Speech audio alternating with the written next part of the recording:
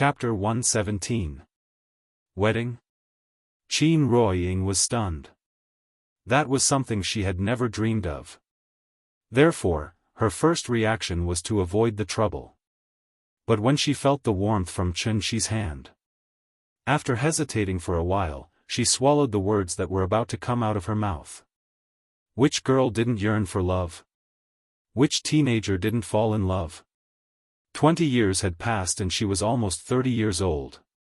Her daughter was already 4 years old. Now that Chen Shi suddenly said that he wanted to hold a wedding for her, why did it sound so awkward? It was very embarrassing. Oh? Have you decided when to hold it? As he spoke, Qin Yongyan looked at Qin Ruoying with a faint smile. I can do it any time, it's up to Ying. With that, Chen Shi turned to look at Qin Ruoying. Me? How would I know? Seeing that her father and husband were looking at her, Qin Ruoying hurriedly lowered her head, looking a little embarrassed. Chen Shi was stunned for a moment, then he seemed to have thought of something and couldn't help but laugh. He gently squeezed Qin Ruoying's hand, then said to Qin Yongyan, I was dictatorial, I should have discussed with Ying first. Hearing this, Qin Yongyan immediately nodded and laughed, then you have a good discussion, let me know when you are sure. After saying that, he continued to eat his food. His attitude was a little strange. Could it be, father-in-law had already acquiesced to the fact that what was done? So he was mentally prepared in advance? Chen Shi thought for a while, then threw this question to the back of his mind. He respected his father-in-law, but he wouldn't let his father-in-law's attitude affect his decision. The only person who could really affect his decision was Ying. Chen Shi glanced at Qin Ruoying. He felt that her palm was a little sweaty, so he couldn't help but gently stroke it. There are thousands of people in the world, but do not seek them for the fleeting clouds. A person is like a rainbow, meeting the top will be known. Treasure it as you go.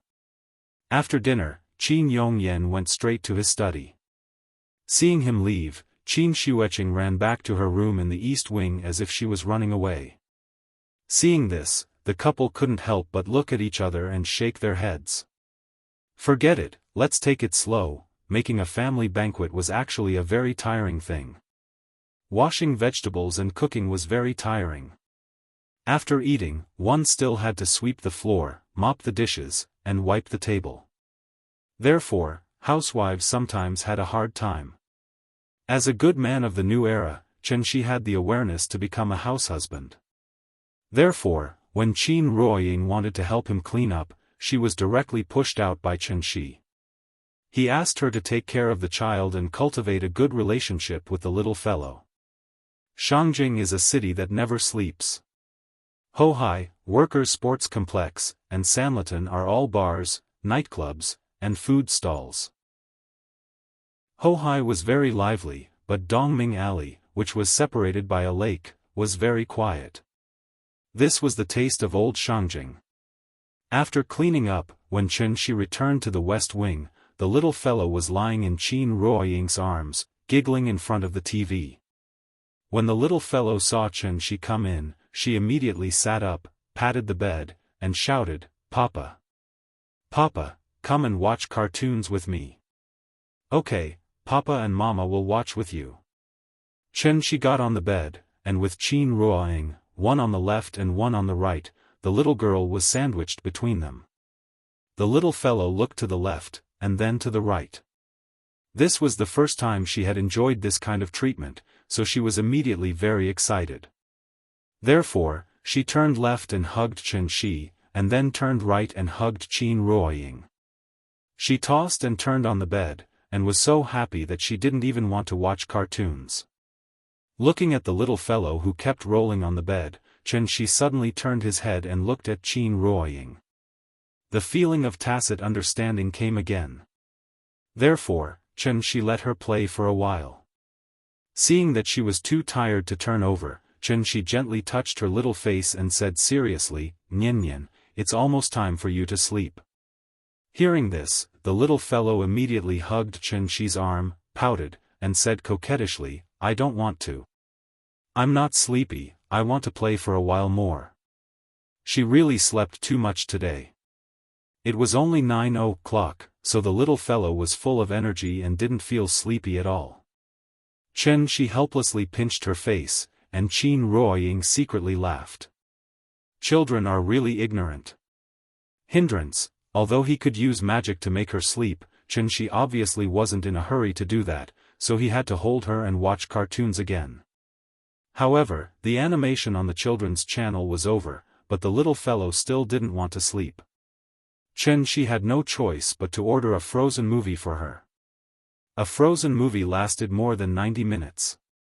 When she finished watching, it was finally 12 o'clock. "Papa, I'm sleepy." The little fellow raised her little hand and yawned lazily with her mouth open, and finally wanted to sleep. Chen-shi was afraid of waking her up, so for the first time, he didn't take her to brush her teeth and wash her face tonight. The little fellow held her father in one hand and her mother in the other, and soon fell asleep. After gently covering her with the quilt, Chen-shi patted her forehead with a meditation spell. Then he sat up and said softly to the big cat, who was lying at the end of the bed, dozing off, "Big cat, go out, and don't come back tonight." Meow. The big cat looked at him inexplicably. However, what responded to it was Chen-shi's slightly murderous eyes. Meow. Seeing this, the big cat immediately jumped out. The door was closed, so just as it was about to jump up and open the door, Chen-shi had already opened the door for it. The big cat was stunned for a moment, and then rushed out of the west wing at a faster speed. It was not good to stay here for a long time. After the big cat left, Chen-shi picked up the little fellow and gently put her aside, then moved to Qin Ruoying's side and lay down. Qin Ruoying was lying on the bed, seeming a little nervous. As soon as Chen-shi lay down beside her, she seemed to be stimulated and suddenly sat up from the bed. After hesitating for a moment, Qin Ruoying said with some embarrassment, "Nian is still next to us, she's asleep." Aya, Qin Ruoying gently swatted away the devil's claws that wanted to play tricks. She bit her red lips and opened her mouth to say something, but Chen-shi had already kissed her gently. She turned around to face the flowing snow, climbing onto the bed to hug the beautiful Tsong. Mandarin ducks dancing neck to neck, jadeite encirclement. Eyebrows together bashfully, lips red and warm. Fresh and fragrant, skin smooth and jade-like. Weak and languid wrists, so tender and lovable. Beads of sweat, messy green hair. After 1,000 years of happiness, I've heard of 5 nights of poverty. The time to linger is limited, the love is hard to end. It was the beginning of a break. Ying, do you want to try in the sky tomorrow? In the sky?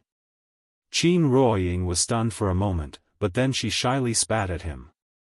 Bah! How can you think of that, shameless? We're an old married couple, what's there to be shy about? Hearing that, Qin Ruoying pretended to be angry and threatened him, "I'm going to be angry." Seeing that, Chen-shi immediately raised his hands to surrender. Okay, I won't say it, humph. The two of them lingered for a while. Chen-shi hugged her and suddenly asked seriously, "Ying, are you looking forward to our wedding?" Qin Ruoying looked at him quietly in the dark and did not answer immediately. She gently leaned her head on Chen-shi's chest. Then, with a sense of relief, she suddenly sighed and said, "I didn't dare to think about it before, so I never thought about it. Thank you." Chapter 118. After the couple spent some time together, the date of the wedding was finally set. December 12, half a month later. There was no special meaning to it. Chen-shi just wanted to do it as soon as possible, so he chose December 12 after thinking about it. 12-12, 122, I want to love, it felt good and auspicious, so let's do it on that day. Qin Ruoying gave it some thought and let him make the decision. In fact, she didn't have any special ideas, thinking that it just needed to be simple. As long as she could marry Chen-shi under the witness of her father, she would have no regrets in this life. However, Qianxi also wanted to hold a romantic wedding for Yingying because he had experienced Fang Lei's high-end cruise wedding. Qin Ruoying didn't agree. Not to mention that Qianxi was all alone, even she didn't have many relatives or friends. So even if the wedding was grand, how many guests could they invite to attend the ceremony? It was a make-up wedding anyway, so it was fine to just give her a simple blessing. Qianxi agreed with her with a smile. The next day, when the little girl woke up, the sun was already high in the sky. Qianxi leaned against the bed and looked at her with a smile. The little girl didn't seem to be awake yet. She stretched, squinted at her father next to her, and then rolled on the bed directly into Qianxi's arms to continue to sleep. The couple sat side by side on the bed, quietly looking at the little girl who was sleeping in Qianxi's arms. Suddenly, they looked at each other again. Then they both laughed. Maybe this was the happiest thing in the world. These 2 days, there would be light snow from time to time. It wasn't heavy, but it was enough to make the snow pile on the ground higher and higher. The weather was good today. After the snow at night, it was sunny during the day. Qin Shueqing might feel that it was not good to eat Qianxi's food for free every day, so when Qianxi went to the kitchen, he found that she had already bought breakfast and put it in the thermal cabinet. His sister-in-law was actually a very domineering person. However, her brother-in-law was stronger than her. She was so domineering that she could no longer raise her head in front of Qianxi. Because the little fellow had gone back to sleep, it was already 9:00 in the morning by the time Qin Ruoying took her to wash up and get up for breakfast.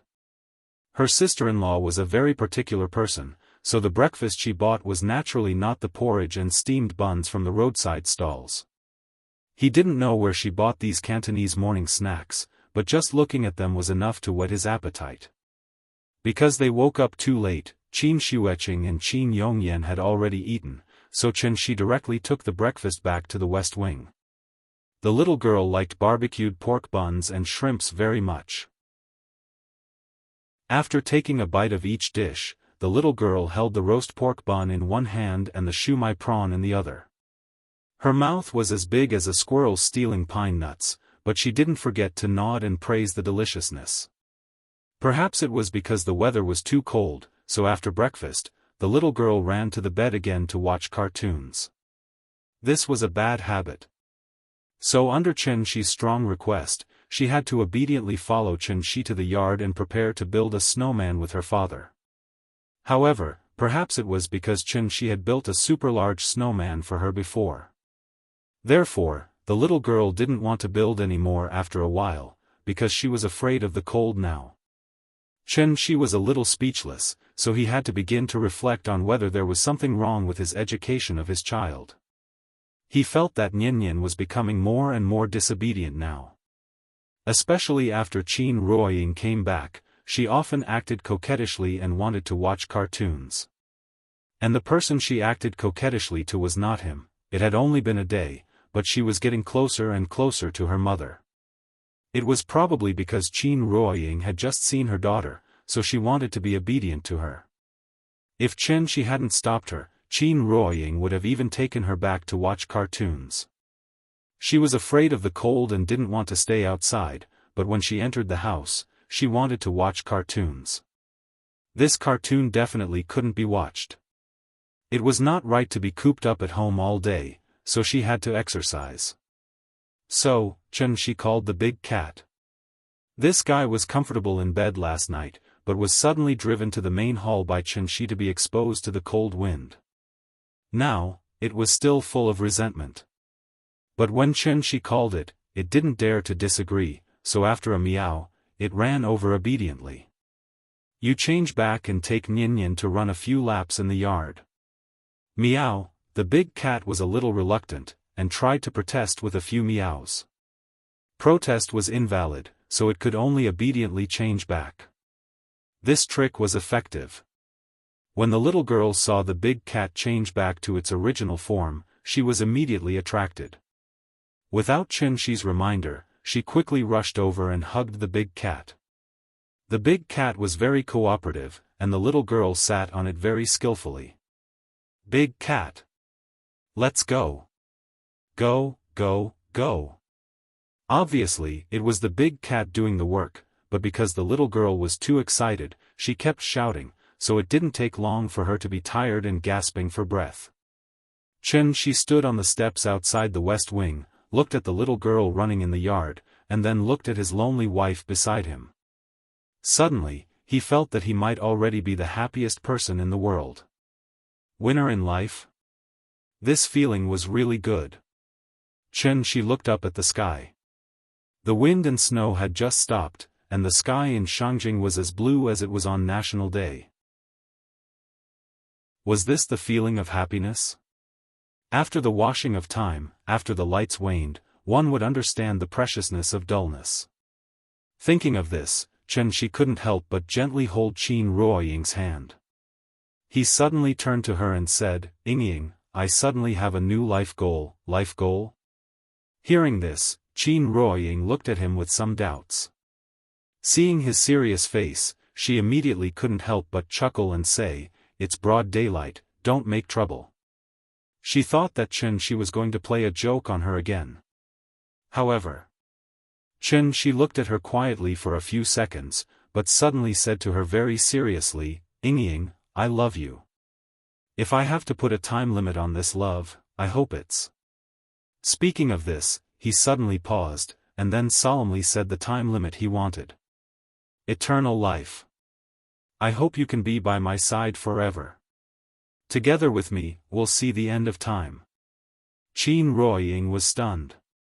But then, she threw herself into Qi's arms, just like in the school playground, and took the initiative to raise her head and kiss Qi's mouth. After a long time, the two reluctantly let go of each other. Qin Xueqing stood outside the east wing, watching them show their love unscrupulously in public, and immediately snorted angrily. At this time, the little fellow rode Big Cat to her side. The little fellow raised her little head again and asked sweetly, "Aunt, do you want to play with me?" Qin Xueqing hesitated for a moment. Then she touched her little head and said softly, "No, you have fun with Big Cat." "Okay. Big Cat, let's play." After watching the little fellow ride Big Cat away, Qin Xueqing hesitated again, and then quickly walked through the yard to the steps outside the west wing. She raised her head slightly. Chapter 119. The timing of the sister-in-law's request was very strange. She had just finished showing off his affection with her sister, and she was asking for guidance. However, her tone was not very polite, as if she felt that asking Shi for guidance was a very embarrassing thing. Her stiff attitude made it impossible for others to feel her sincerity. Sister-in-law was arrogant. Shi lowered his head and looked at her, but did not answer immediately. At this time, Qin Ruoying suddenly squeezed his hand slightly, clearly reminding him to answer quickly. Before the husband said anything, the wife had already started to whisper pillow talk. She smiled and looked at Qin Ruoying. Then, under Qin Xueqing's slightly expectant gaze, he suddenly shook his head and said softly, "No." Qin Xueqing was stunned. Qin Ruoying was also stunned. The two sisters looked at Shi in disbelief. They obviously did not expect Shi to refuse. Obvious Jing, inward Jing, peak Jing, Dan stage, Alcade stage, invincible stage, diviner stage. Shi was already standing at the peak of this world. Those who had reached the controlled Dan stage were called grandmasters. But after reaching the grandmaster stage, Qin Xueqing realized how difficult it was to go further. Shi was a diviner. As long as he casually gave her some guidance, it would definitely be a great help to her. Her idea was good, but she really did not expect that Shi would refuse her directly in front of her sister. Qin Xueqing became angrier and angrier the more she thought about it. In a fit of anger, she immediately turned around and walked back to the east wing. Qin Ruoying knew her sister's temper, so she immediately pulled Shi, wanting to intercede for her sister. However, before she could say anything, Shi sighed softly and suddenly stopped Qin Shueqing. I have never learned martial arts, how do you want me to give you guidance? Why don't you show it to me first? Hearing this, Qin Shueqing immediately stopped. She was a Wu Dao Grand Master, but now she was asking for guidance from a necromancer. It did seem a little unreasonable. However, Shi was ultimately at the celestial being realm. His horizons were definitely not something that ordinary people could compare to. Thus, after thinking for a while, Qin Wanqing turned around and said, "Okay, I'll play it for you first." After saying that, she walked to the center of the courtyard and got into a starting position. The Qin clan's inherited martial art, Mother-Child Soft Palm. The Mother-Child Cotton Palm had a total of 9 forms, and each form had 6 variations. There were a total of 54 forms, and each form had a molecular variation. Therefore, the Mother-Child Cotton Palm had a total of 108 forms. In the small courtyard. In a slightly tipsy winter day, Qin Shueqing proudly stands alone, holding her breath. As a Grand Master of the Dan stage, she had long cultivated the martial Dao from the vocal realm to the silent realm. Suddenly, she moved. Her lotus steps moved slightly, and her posture was exquisite beyond compare. Light clouds danced gracefully as her sleeves fluttered in the wind.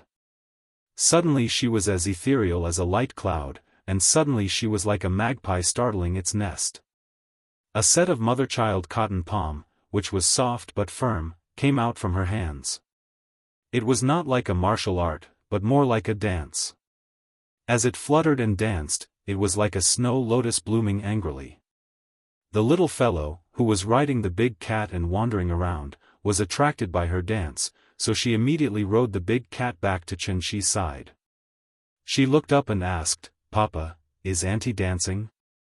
Shi bent down and picked her up from the big cat, and then asked with a smile, "How is it?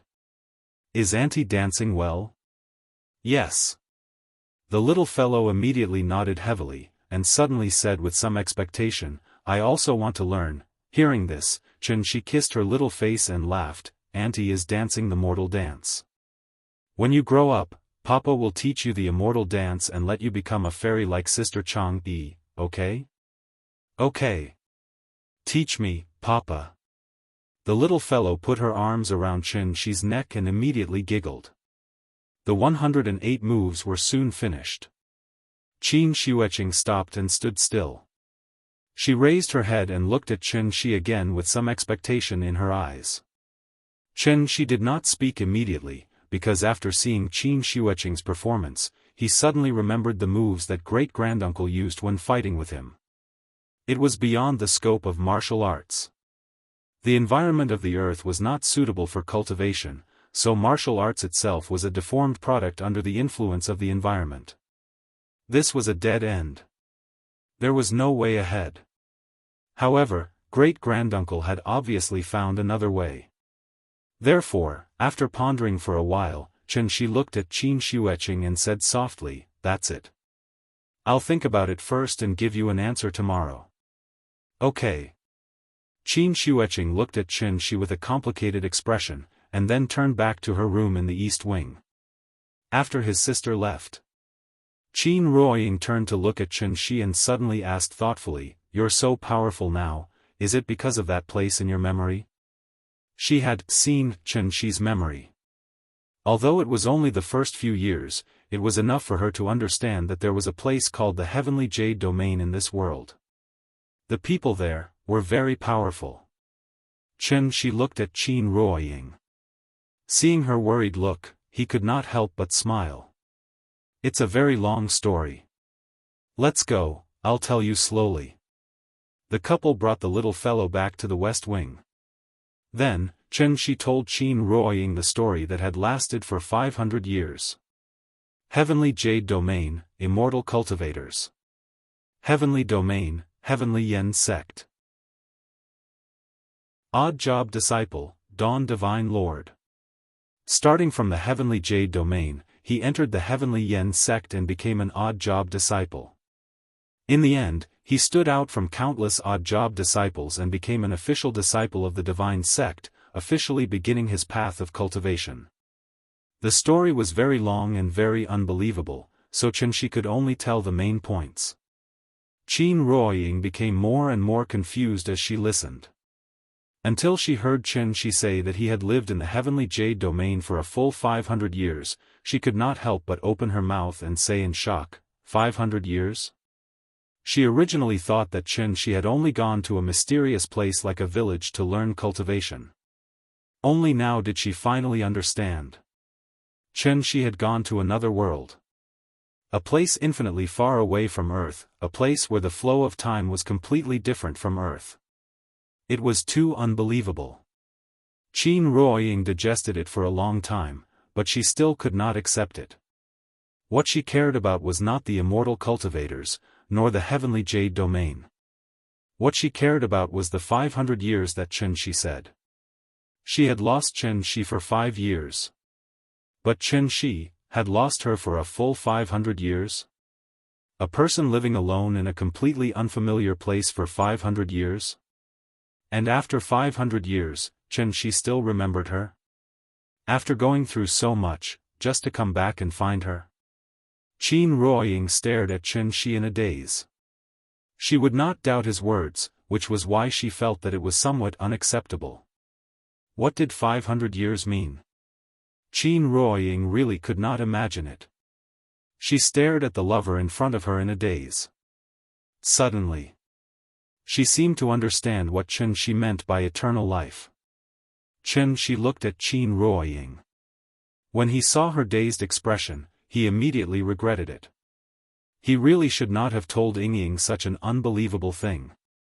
He should have optimized this story and told her in a way that Ying could understand. Xianxia regretted it a little. However, the next moment, Qin Ruoying suddenly threw herself into his arms. She looked up at her lover's face and suddenly burst into tears. I love you. If I have to put a time limit on this love, I hope it is. Chapter 120. Immortality. It was the ultimate dream of countless people, but it was obviously impossible to achieve. Although cultivators had a long lifespan, compared to immortality, what was a few hundred years? Xianxia was in the deification stage, so his lifespan could reach at least 2,000 years. This also led to a problem in front of him. After all, Qin Ruoying was just a mortal. Living over 100 years old was already a long life. Xianxia could live for 2,000 years, but Qin Ruoying couldn't accompany him for 2,000 years. 5 years was enough for time to leave a trace of imperceptible traces on her face. Let alone 2,000 years. After going through so many hardships, he finally found his lover. Would he have to watch her wither in his arms after a few decades? Xianxia would never allow such a thing to happen. Absolutely not. He had no delusions about immortality. Because he knew that immortality was an unrealistic fantasy. No one could live forever, but if it was only a few decades, Xianxia felt that it was too little. So he wanted to help Ying borrow another 500 years from the heavens. A cultivator in the gold core stage could have a lifespan of 500 years. Therefore, the moment this idea appeared in Xianxia's mind, it took root and sprouted almost immediately, growing into a towering tree. He must help Ying reach the gold core stage. Although the spiritual aura of heaven and earth was thin, there were still hidden masters who were close to the gold core stage like great-granduncle. Without the inheritance of cultivators, great-granduncle could reach this step. What's more, he was holding Qin Ruoying's hand and walking. She was just a gold core. Thinking of this, Xianxia immediately guided Qin Ruoying to find the sense of qi. To become a cultivator, the first step was to find the sense of qi. Only after detecting the existence of the spiritual aura of heaven and earth could one use a secret method to refine the spiritual aura into one's own true essence and gather it in one's dantian. If one couldn't even detect the spiritual aura of heaven and earth, then what was the point of cultivating? The sense of qi was a mysterious feeling beyond the five senses. There were some talented individuals who didn't even need anyone to teach them. They could awaken their sense of qi when they were still in their infancy and instinctively refine the qi of heaven and earth. However, such geniuses were rarely seen. Therefore, if one really wanted to talk about it, humans, who were the wisest of all living things, were inferior to demons in this aspect. For example, Big Cat. It was originally a wild leopard that lived in the mountains. One day, when it suddenly awakened its sense of qi, it relied on its instincts and slowly stepped into the spirit-gathering stage. As more and more spirit qi accumulated, the big cat naturally reached the wisdom realm. Now that it had gained sentience, it could be considered to have truly stepped onto the path of cultivation. It was impossible for Chen Shi to hide anything from Qin Ruoying. Therefore, he took out the best cultivation technique he had, the treasure of the Sky Yen Divine Sect, the Sky Yen Divine Canon. The cultivation method is the best, but Qin Ruoying doesn't know what's wrong with her. She tosses and turns for a whole night but still can't find any qi. It was true that the spiritual energy on earth was sparse. However, the person sitting next to her is a spirit formation stage expert. Chen Shi even used his own true essence to completely wrap her up. It wasn't an exaggeration to say that every breath she took was pure true essence that had been refined by Chen Shi. It was even purer than the original heaven and earth spirit qi. However, even so, Qin Ruoying still can't find any qi. To find the qi, a slower person would need a few hours, while a faster person would only need a few minutes. For example, Chen Shi's method of using true essence to directly wrap her up is practically cheating. Unfortunately, she still can't feel it. There's no other way. Chen Shi doesn't want to give her too much pressure, so he can only lie to her and say that everything is difficult at the beginning, and let her try again tomorrow morning. Qin Ruoying can't even be considered as a martial artist, her physical strength is already weak. After tossing and turning for an entire night, she is also tired, so she didn't suspect anything and fell asleep while hugging Chen Shi. The next day, Qin Xueqing bought breakfast as usual. After breakfast, Chen Shi took the little fellow to do morning exercises in the courtyard. Qin Ruoying stayed in the house to continue to search for the qi. However, until lunchtime, Qin Ruoying still can't find the qi. At this time, Chen Shi can't help but feel anxious. Immortal cultivators are divided into realms, and every time a cultivator crosses a major realm, they will have an extraordinary transformation. However, the advancement of this realm is extremely difficult. Many people with mediocre aptitude may even be trapped in the qi refinement stage for their entire lives, and can't make any progress. He has been in the Tianyuan world for more than 500 years, and he has never heard of anyone who can't find the qi. If you can't find the qi and can't even enter the door, what kind of cultivator are you? Could it be, is it because the cultivation methods of the Tianyuan world can't be used on Earth? Thinking of this, Chen Shi immediately found Qin Xueqing, and then taught her a set of ordinary cultivation methods. Qin Xueqing thought that Chen Shi taught her the cultivation method of the necromancer, so she immediately began to search for the qi according to what he said. However, Qin Xueqing and Qin Ruoying are in the same situation. The two of them struggled until the afternoon, but still couldn't find the qi that Chen Shi was talking about. If they can't find the qi, it means that they can't cultivate. The matter is a bit serious. Chen Shi hesitated for a moment, and then took the set of cultivation methods to Qin Yongyan, and prepared to let his father-in-law try it. Qin Yongyan is also a Dan stage grandmaster. After seeing how powerful Chen Shi is, he has always been very interested in Chen Shi's cultivation methods. So now that Chen Shi came to him with the cultivation methods, Qin Yongyan immediately smiled and practiced according to what he said. The same treatment as Qin Xueqing. As soon as Qin Yongyan closed his eyes, Chen Shi wrapped him with vital essence. However, after a few seconds, Qin Yongyan suddenly opened his eyes and chuckled, "Is this the qi sense you were talking about?" It's really a strange feeling. You feel it? Chen Shi's expression changed abruptly. He immediately withdrew his vital essence, and then asked nervously, then try again. See if you can absorb the surrounding spiritual qi into your body through this set of cultivation methods. Okay, I'll try. Qin Yongyan sat cross-legged on the ground with his hands on his knees, and then practiced according to the cultivation methods given by Chen Shi. Chen Shi looked at Qin Yongyan nervously. After about 10 minutes, Chen Shi suddenly felt that the spiritual qi around Qin Yongyan began to flow slowly. Although it was extremely weak, it proved that there was nothing wrong with the cultivation methods. He could cultivate. Since there was no problem with the incantation, then what was the problem? With a stomach full of doubts, Chen Shi quickly returned to the west wing. Qin Ruoying was sitting on the bed, trying hard to find the qi. After hearing Chen Shi say that cultivation could prolong life, she was completely moved.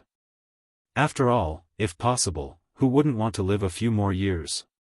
She worked very hard. Because she also wanted to be with Chen Shi forever, until the end of time. The little girl sat on the bed, watching cartoons while curiously looking at Chen Shi and Qin Ruoying. Chapter 121. Since Qin Yongyan could cultivate it, it meant that there was nothing wrong with the cultivation technique itself. The Sky Yen God sect's cultivation technique was based on righteousness and there were no shortcuts. However, it was a path that led straight to the Mahayana realm. Of the two cultivation techniques, one was the foundational cultivation technique for new disciples and the other was the Sky Yen God sect's secret scripture. However, to cultivators in the qi refinement stage, there was no difference between the two cultivation techniques. The great Tao flowed like mercury and every grain was round. It was impossible for the Sky Yen God sect to keep their cultivation techniques to themselves. Allowing new disciples to cultivate incomplete foundational cultivation techniques was undoubtedly a foolish method of self-destruction. Qin Yongyan could cultivate it, but Qin Ruoying and Qin Xueqing could not sense qi. This made Chen Shi very suspicious.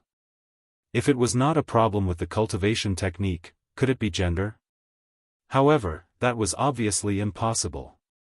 The Sky Yen God scripture did not have any requirements to be passed down to males and not females.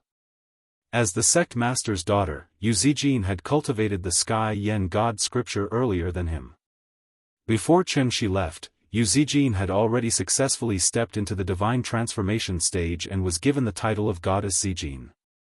What exactly was the problem? Chen Shi stood beside Qin Ruoying and looked at his lover's diligent appearance. The pressure in his heart increased. He could help her refine pills to forcefully raise her cultivation, but that would be meaningless. Was it really that difficult to sense qi? Chen Shi was at a loss. At this moment, the little guy who was sitting on the bed was suddenly amused by the cartoon and laughed a series of loud laughter. Chen Shi looked at the little fellow. After thinking for a while, he came to the little fellow's side and asked softly, "Nian Nian, can you help Daddy with something?" Hearing this, the little fellow immediately jumped into Chen Shi's arms and laughed, "Okay. What can I help Daddy with?" Sit properly first and then follow Daddy's instructions to sense. Under Chen Shi's guidance, the little guy assumed a proper posture with his 5 hearts facing the sky. After that, Chen Shi gently rapped her with his true yuan. "Nian Nian, use your heart to sense.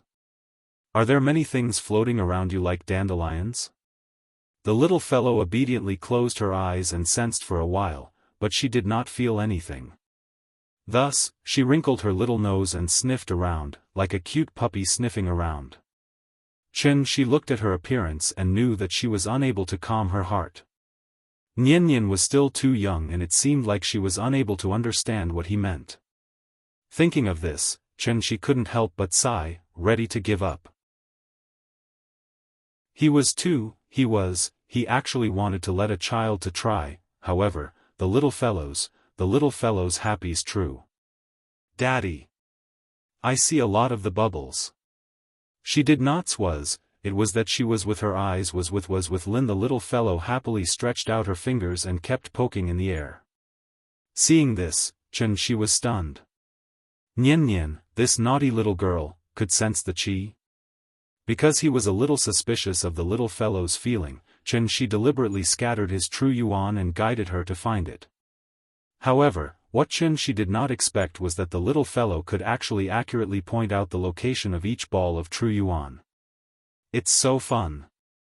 It's so fun. The little guy closed his eyes and started to shout happily. In the darkness, she felt that there were countless glowing bubbles around her, slowly flowing around her. Xianxia withdrew his true yuan. The spiritual qi of heaven and earth was too thin, so the moment he withdrew his true yuan, the little fellow immediately lost her sense of the spiritual qi of heaven and earth. Daddy, it's gone. The bubbles are gone. The little fellow pouted and opened her eyes. Then she lay on the bed, looking for the bubbles that came out of nowhere. Xianxia looked at the little fellow silently. He would not consider letting the little fellow start cultivating for the time being. After all, Nian was only a 4-year-old child, and this was not the Tianyuan world. In the future, Nian would have to go to school. Xianxia did not want her to become an anomaly. An anomaly among children would be ostracized. After coaxing the little fellow to watch cartoons, Xianxia looked at Qin Ruoying. If even Nian could cultivate, then there was obviously something wrong with the two sisters. At this time, Qin Ruoying had already stopped cultivating. She heard the little fellow's movements. Seeing that her daughter could immediately find the feeling that Xianxia said, Qin Ruoying's face darkened. She said sadly, "Maybe I'm too stupid." Hearing this, Xianxia sat beside her, gently held her hand, and comforted her. Everything is difficult at the beginning. Children are the spirits of heaven and earth and have not been affected by the turbid qi of the world, so it's easier for them to find that feeling than adults. In order to prevent her from doubting him, Xianxia even used his sister-in-law as an example to comfort her. You're not stupid, and neither is Hua Qing. Hua Qing reached the martial Dao master realm in her 20s. She's already a rare martial arts genius in this world. Even a genius like her can't find the qi, let alone you, an ordinary person who has never cultivated before. Don't worry, don't pressure, let's take it slow. Okay, then I'll try again. After hearing Xianxia's words, Qin Ruoying immediately relaxed a lot. Even Hua Qing could not learn it. It could be seen that what Xianxia taught them must be much more difficult than martial arts. Therefore, it was normal for her not to be able to learn it in a short time. Thinking of this, Qin Ruoying immediately relaxed a lot. After smiling at Xianxia, she closed her eyes and began to cultivate again. However, she was no longer stressed, but the pressure in Xianxia's heart was increasing. After leaving a ball of vital essence to gently wrap her up, Xianxia quietly walked out of the west wing and then went to the main room to find Qin Yongyan. The Qin family's courtyard house was on the west coast of Shikahai. A little further down was the center of Hua Xia's power, Zongnanhai. Xianxia had been back on Earth for so long. Based on the places he had been to so far, Zongnanhai's spirit energy was only second to Qinling. It was definitely an excellent place to cultivate in seclusion. Qin Yongyan had been sitting in the main room cultivating. After tossing and turning for the whole afternoon, when Xianxia once again walked into the main room, she could even see a trace of cloud rising around Qin Yongyan's body. This was the manifestation of the condensed spirit energy of heaven and earth. It also meant that Qin Yongyan had begun to try to refine the spirit energy of heaven and earth. Xianxia did not tell Qin Yongyan the truth. He simply described the problem that the sisters were facing now. Qin Yongyan was very smart. Therefore, he immediately understood that Xianxia was hinting him not to mention cultivation in front of the sisters, so as not to bring unnecessary psychological pressure to them. Xianxia was in charge of dinner. After the meal was served, under Xianxia's constant urging, Qin Xueqing reluctantly walked out of the east wing. However, after she was at the table, she just ate 2 mouthfuls and then said that she was full. After that, she quickly returned to the east wing, closed the door, and continued to cultivate. Her sister-in-law was obsessed with martial arts. Otherwise, she could not have reached the Dan stage at this age. Qianxi showed her a new way, so now she was in high spirits. She must find the qi sense that Qianxi mentioned. Perhaps it was due to her sister's influence, but Qin Ruoying's mood gradually improved. Qianxi knew what she was thinking, so he patted his chest and said that in the future, he would take care of the children and do the housework. She only needed to concentrate on cultivating. Hearing this, Qin Ruoying went back to her room and continued to cultivate.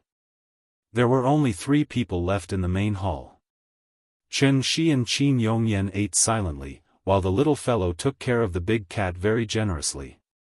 At this time, Qin Yongyan suddenly glanced at Qianxi without a trace. He faintly felt that. Chapter 122. The next morning. Qin Xianxia didn't buy breakfast today, so Qianxi went to the roadside stall and bought some. This time, he didn't buy steamed buns, but jianbing fruits for the little fellow. The little fellow had been eating Cantonese morning snacks for 2 days. Qianxi thought that her appetite would be very picky, so he bought jianbing fruits just to let her have a taste. If she really didn't like it, he would have to cook it himself. However, what Qianxi didn't expect was that the little fellow was instantly interested in the jianbing fruits after getting them. She held the oiled paper bag, opened her mouth wide, and took a big bite.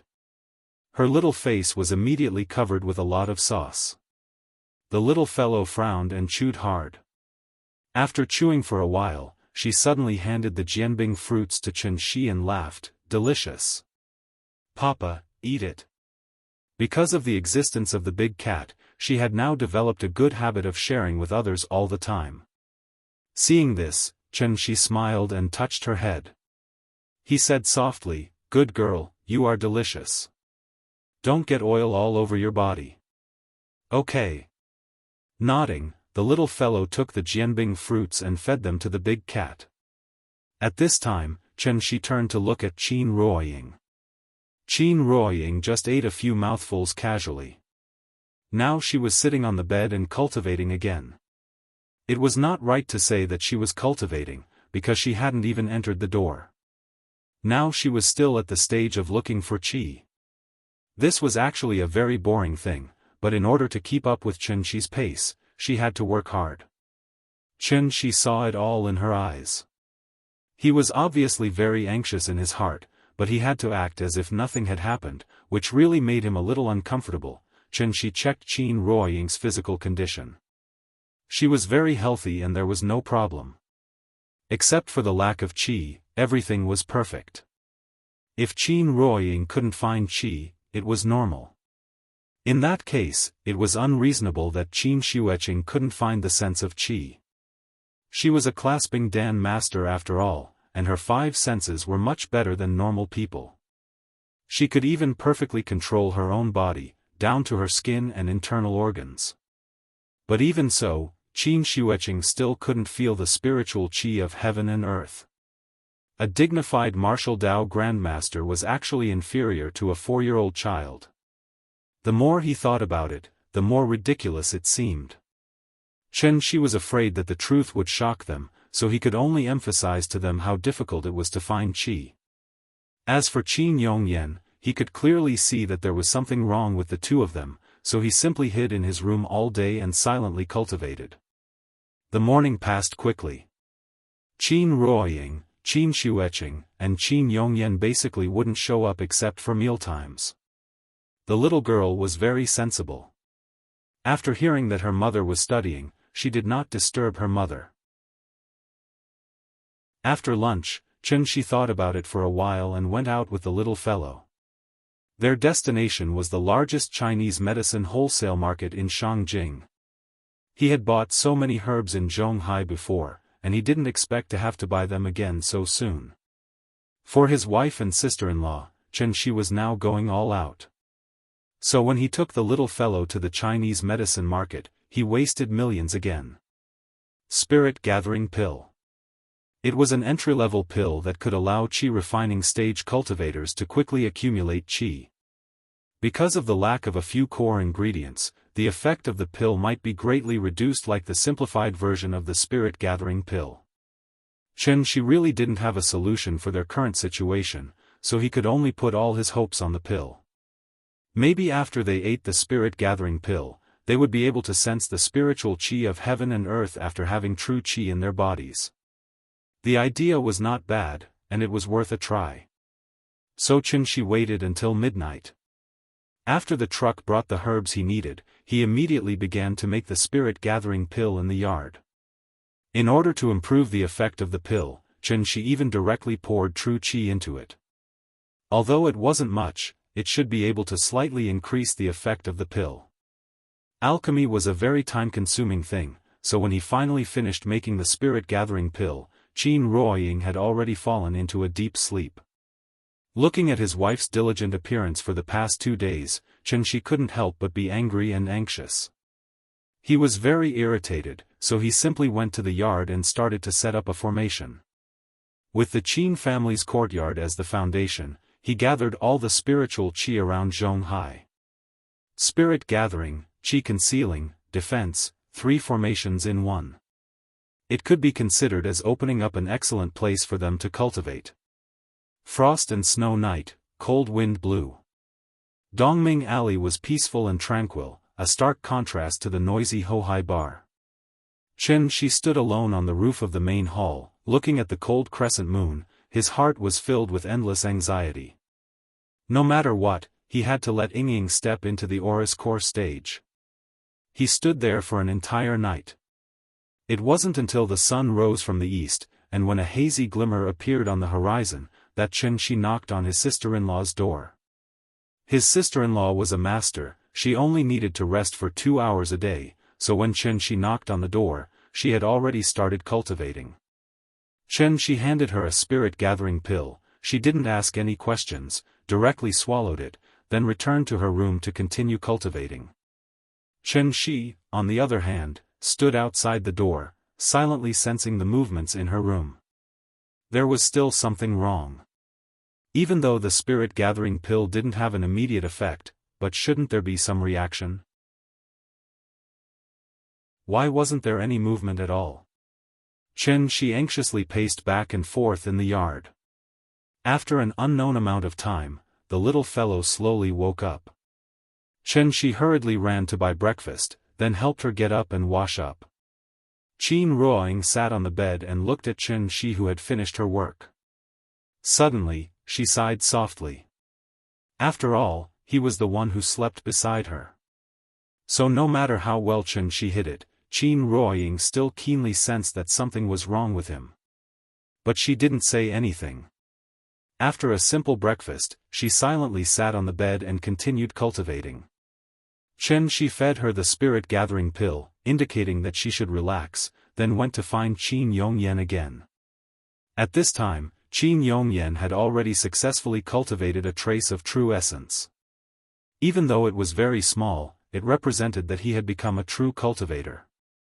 Xianxia hesitated for a moment, but still handed the spirit-gathering pill to him. Hearing Xianxia say that it was helpful for cultivation, Qin Yongyan immediately swallowed it. The spirit-gathering pill melted in his mouth. Qin Yongyan was stunned for a moment, then hurriedly sat cross-legged. Xianxia stood next to him, silently sensing the changes in the spirit qi around him. 10 minutes later, Xianxia came to the courtyard. He looked at the west wing, then looked at the east wing. Then he turned around and looked at the main hall. The door of the main hall was wide open. From his position, he could just see the large red sandalwood table carved with dragons. On top of the table was Li Bai's, gazing at the Heavenly Gate mountain. The Heavenly Gate is broken and the Chu River is opened. The blue water flows east.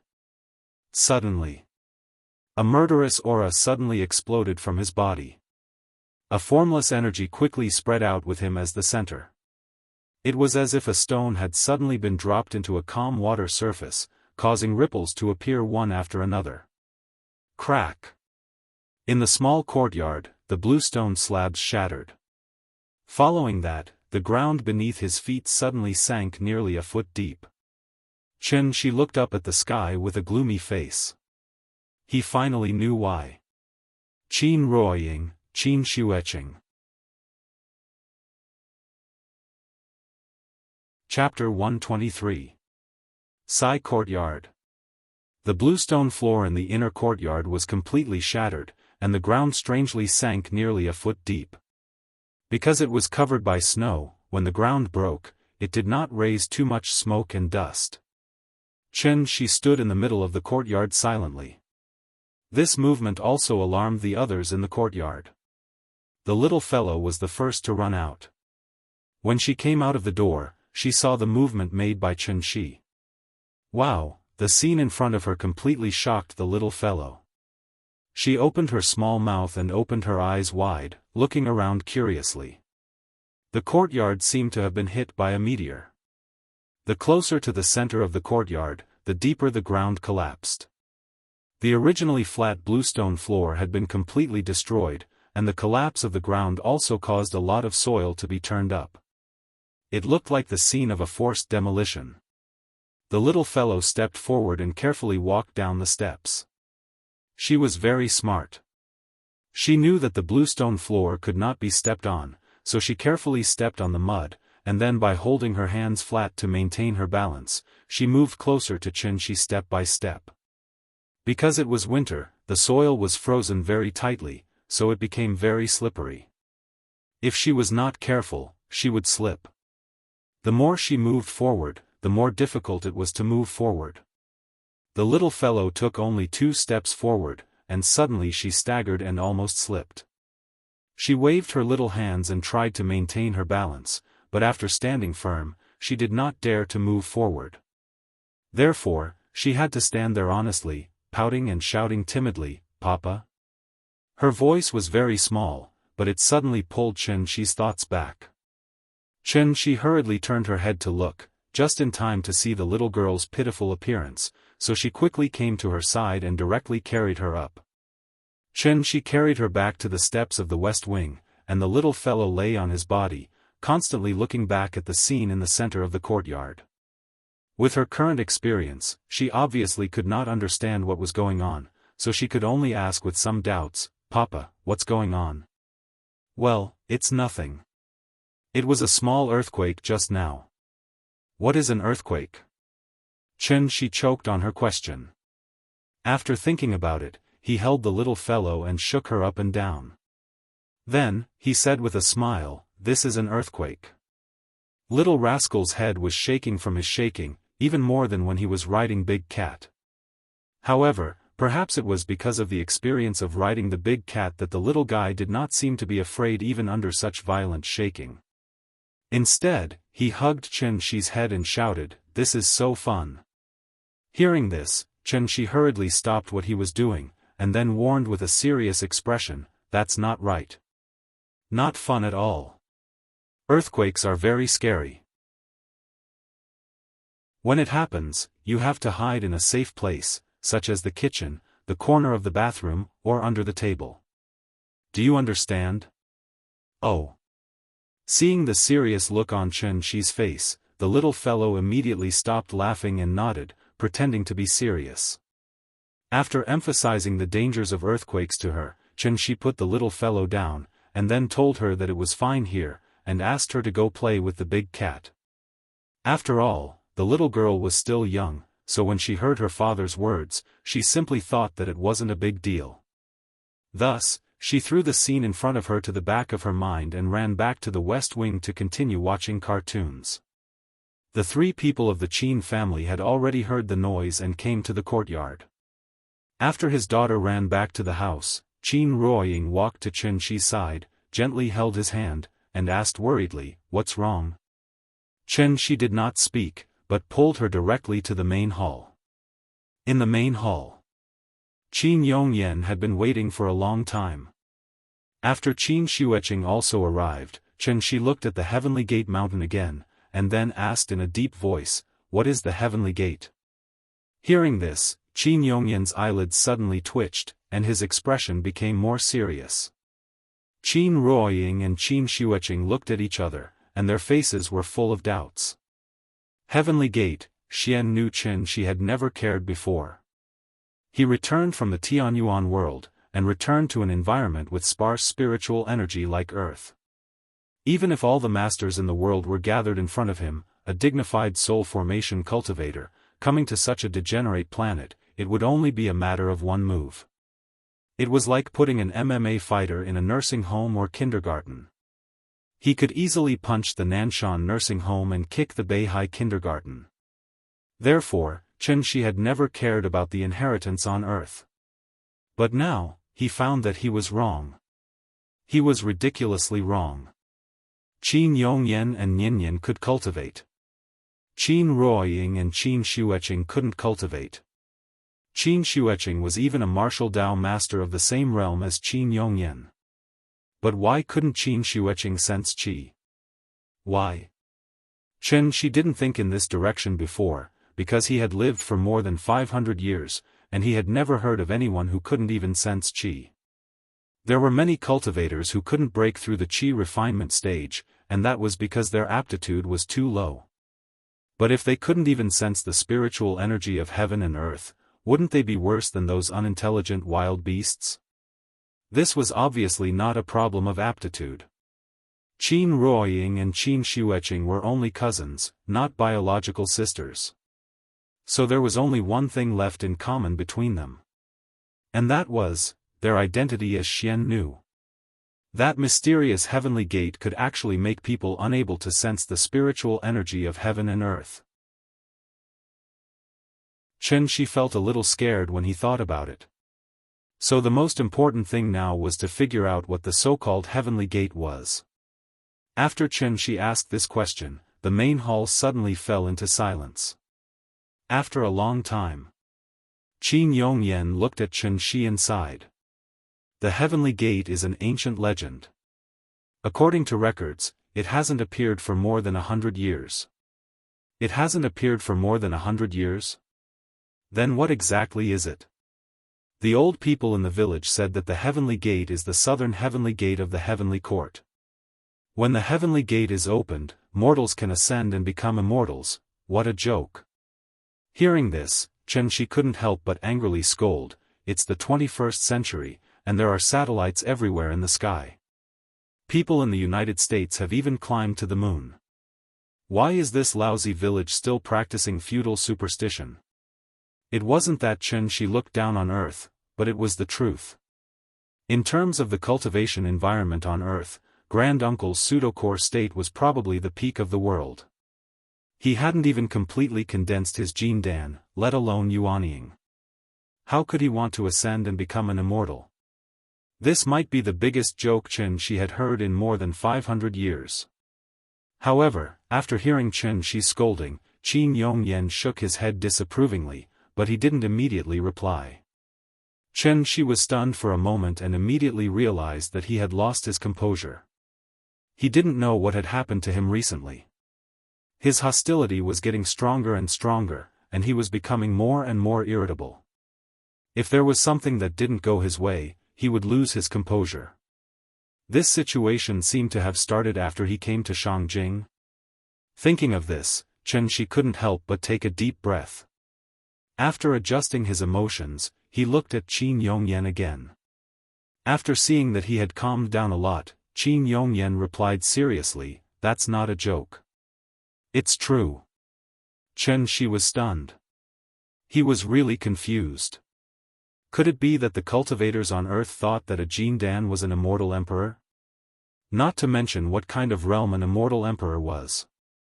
In terms of lifespan, an immortal emperor was said to be immortal, as long as heaven and earth. How many years did a Jin Dan cultivator have? A mere 500 years. In the eyes of cultivators, 500 years was just a blink of an eye. It was nothing at all. Forget it, there might be a cognitive gap between him and Qin Yongyan. Chapter 124. What's a Xian Nu? Qin Xueqing couldn't help but roll her eyes when she heard this question. Because she had already told Qin Shi many times. Since her sister-in-law didn't want to answer, Qin Ruoying immediately explained, Xian Nu is the witch who presides over the Elysium sacrificial ceremony. The sacrificial ceremony is held once a year, similar to the ancestral worship during the new year. What are the conditions? What are the requirements to become a Xian Nu? There are no special requirements. You have to be under the age of 10 and automatically step down when you reach the age of 30. No requirements? As long as you're of the right age? Chen Shi pondered for a moment. Then, as if he had thought of something, he quickly asked, what happens after you're chosen? Do you have to go through any ceremony before you become a Xian Nu? Ceremony? Qin Ruoying thought for a moment, then said with some uncertainty, I can't remember clearly. I remember that on the day we became Xian Nu, we entered the ancestral hall. After entering, the clan elder asked us to make a wish. He said that every Xian Nu can make a wish, yes. Qin Shueqing also seemed to have thought of something at this time, and immediately echoed, I remember that my wish at that time was to become a martial Dao master. And then? And then? Qin Shueqing was a little distressed. After thinking for a long time, she muttered, and then I forgot. Hearing this, Chen Shi couldn't help but become serious. There was a problem. When they became Xian Nu, Qin Ruoying was 8 years old, and Qin Shueqing was 6 years old. Children at this age should be able to clearly remember some of the more important things. How could she forget such a big thing as becoming the Empyrean maiden? Thinking of this, Chen Shi couldn't help but turn his head to look at Qin Yongyan. Qin Yongyan seemed to know what he wanted to ask, so he directly answered, Xian Nu make wishes in the ancestral hall.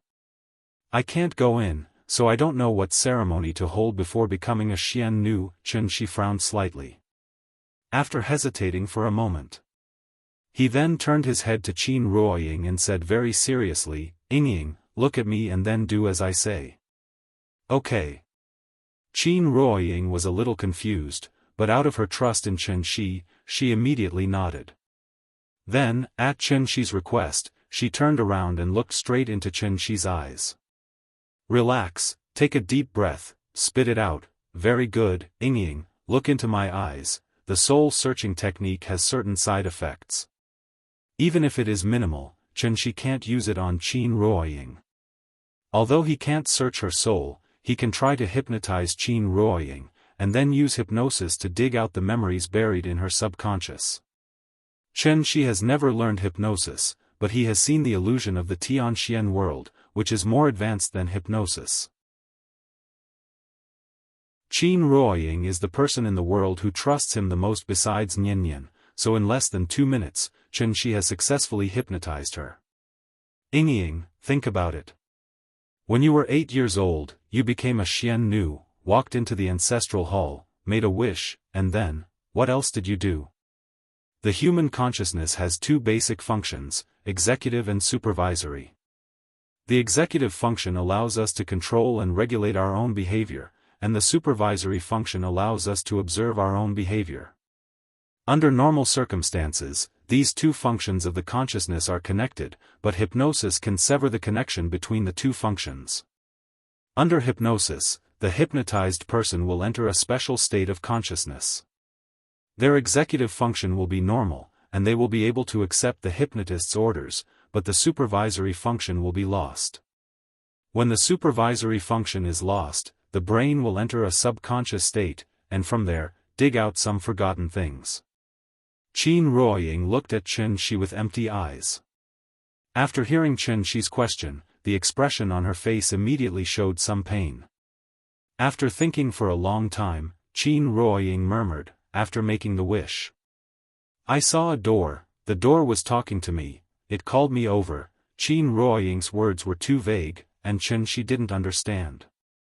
But his intuition told him that this is a very important part. The light disappeared, drank the soul-restoring soup, became a Xian Nu, soul-restoring soup? Soul?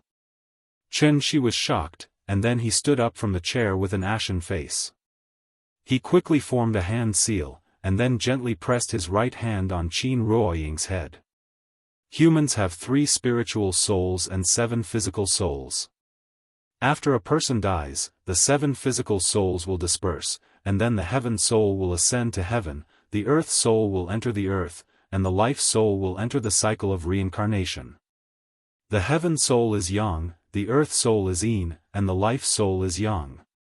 Therefore, the earth soul is also called the yin soul.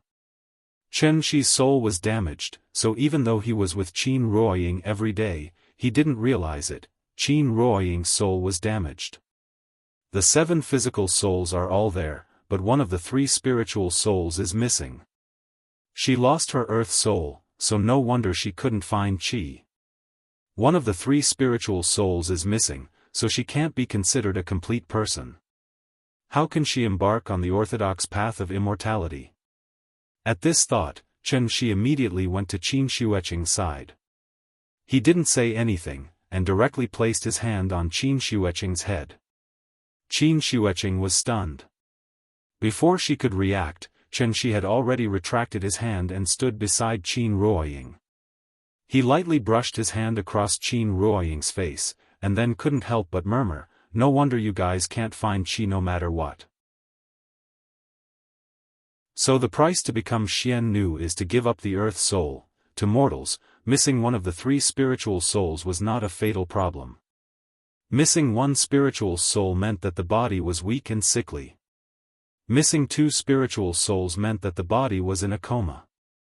Missing 3 spiritual souls meant that the 7 physical souls would disperse, and the person would die. The so-called soul recovery soup was probably a prescription to allow Xian Nu to live like a normal person. Without the earth soul, Xian Nu would never be able to become a necromancer. Even if she practiced martial arts, she would never be able to break through to the controlled Dan realm. As for cultivating, it was even more impossible.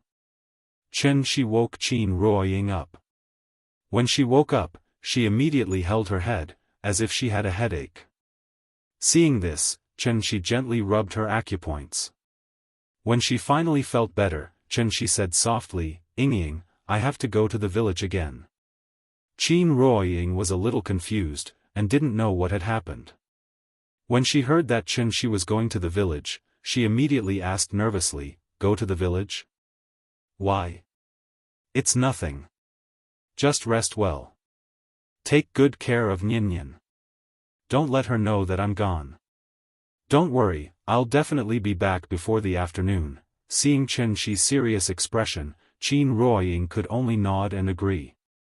She opened her mouth, wanting to say something.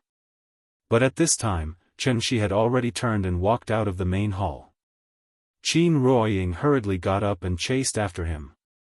But when she walked out of the main hall, Chen Shi had already soared into the sky, disappearing from her sight in the blink of an eye. Qin Ruoying stood outside the main hall, looking at the slightly gloomy sky. After a long time, she lowered her head and looked at the limestone fragments in the courtyard. A trace of worry flashed across her face. Why did he go?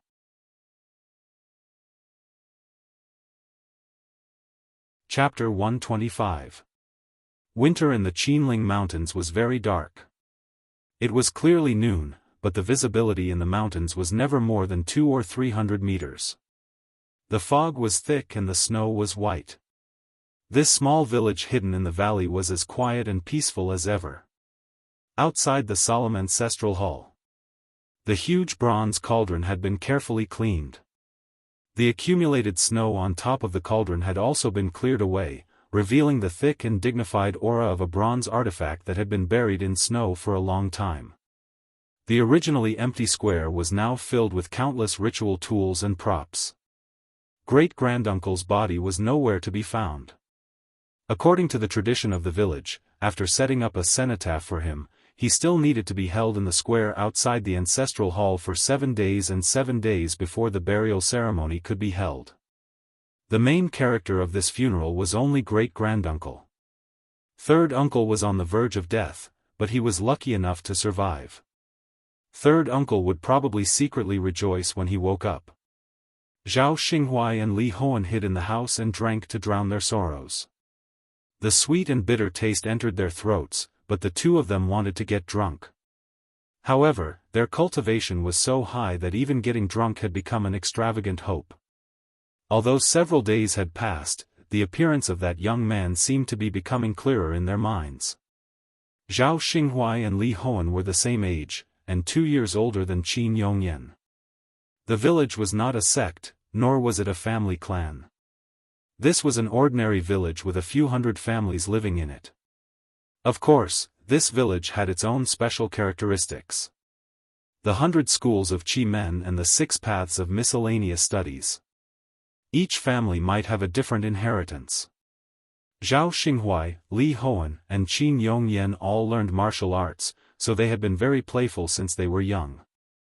As the backbone of the village, Zhao Xinghuai and Li Hoan had always had their own pride. Third uncle was their role model. Great-granduncle was their dream. But now, everything had been shattered. Until that day, they finally understood what was power. That was absolute power, and also a power that made people despair. Everyone was frightened.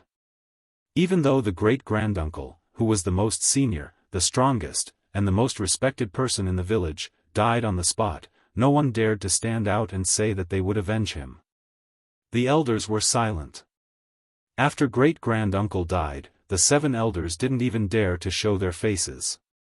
They just let that man swagger away. Old Qin was incredible. She gave birth to a good daughter, and her daughter found a good son-in-law. Who would have thought that after competing with Qin Yongyan for most of their lives, they would lose in this aspect? The more Zhao Xinghuai thought about it, the more frustrated he felt. He picked up the earthen jug and drank from it. Li Hoan was stunned for a moment, then he raised the earthen jar and clinked it with him. It was still snowing outside. After drinking this jar of wine, they had to go out and clear the snow to prevent the bronze cauldrons and magic tools in the square from being buried by the snow. After all, it was the great-granduncle's sacrificial offering. They couldn't be too shabby. Both of them were grandmasters of the dance stage, so after drinking, they casually put on a thin layer of clothing and walked out of the door. Then they took a broom and swept the snow on the ground. It was obviously noon, but because the fog blocked the sun, the whole sky looked very gloomy, as dreary as before a rainstorm. The gloomy weather made people feel even more gloomy. Bah, this damn weather. Zhao Xinghuai cursed bitterly as he swept the snow with a broom. Suddenly, he seemed to feel something, so he quickly looked up at the sky. He saw that in the foggy sky, there suddenly appeared a faintly discernible black spot. The black spot was getting bigger and bigger. Zhao Xinghuai couldn't help but straighten his body, looking up to see it more clearly. Old Li, look! Their eyesight was far better than ordinary people, so Li Hoan immediately found that very small black spot. It seemed to be a person. In just a breath's time, that black shadow had already flown directly above their heads. At this time, the two finally saw the figure clearly. It was him. Even if this young man turned into ashes, he would be able to recognize him at a glance. Zhao Xinghuai was shocked. Almost without thinking, he raised the broom and put on a defensive posture. However, the young man flying in the sky didn't seem to see them at all. They didn't see him do anything, but a long sword suddenly appeared in his hand. Oh no! As soon as he saw the sword, Zhao Xinghuai panicked. But before he shouted, he saw the young man gently slashing the sword at the ancestral hall below. A sword gleam with golden light shot out. As the sword gleam flew toward the ancestral hall, it slowly became bigger. At first, it looked like an ordinary long sword. In the blink of an eye, it had become dozens of times bigger. When it was about to reach the ancestral hall, the sword gleam seemed to have become a high-speed train, directly hitting the middle of the ancestral hall's door. Boom! The ancestral hall's door exploded with a loud bang, immediately setting off thousands of violent turbulence. The wooden door was swept by the violent turbulence, instantly smashed into countless pieces. However, it wasn't over yet. After hitting the ancestral hall's door, the the sword gleam didn't stop. Like a train that didn't stop, the sword gleam passed through the front yard, crushed the main hall, and only stopped when it hit the hillside behind the ancestral hall. This young man's casual swing of the sword actually cut the ancestral hall in half. The sword gleam disappeared. The violent turbulence that it set off became even more violent. Zhao Xinghuai stood in the square, holding his dantian and crossing his arms in front of him. The violent flying sand and gravel kept hitting his body, causing his skin and flesh to hurt. If he continued to resist like this, he might suffer unnecessary injuries. So Zhao Xinghuai thought for a while, and had no choice but to put down his pride as a grandmaster. He suddenly lay on the ground, then covered his head with both hands, and prayed that the storm would soon subside. After a long time, the turbulence finally calmed down, and the smoke and dust dissipated. The solemn ancestral hall had been split into two, as if the middle part had been forcefully removed. It was a scene of broken walls and ruins. Zhao Xinghuai lay on the ground. After feeling that the storm had subsided, he secretly raised his head to look at the situation. Li Hoan lay not far away from him. The open space around the square was full of broken wood and gravel, and the ancestral hall was also split in half. He hesitated for a moment, then raised his head to look at the sky. That young man, holding a long sword, he looked like a god descending from the heavens, looking down on all living beings with an expressionless face. He gently landed not far in front of Zhao Xinghuai. Then, his voice slowly reached Zhao Xinghuai's ears. "I don't want to kill for no reason, so I want to ask you to tell me, Xian Nu's ghost, where is it?" These words were not directed at Zhao Xinghuai alone. His voice was very soft, but it rang in every corner of the village at the same time. The tranquility of the village was broken. Countless people came out of their rooms and rushed toward the square. Looking from the sky, it was like a piece of white paper suddenly appeared with many ants. The crowd was crowded, but no one dared to approach the square.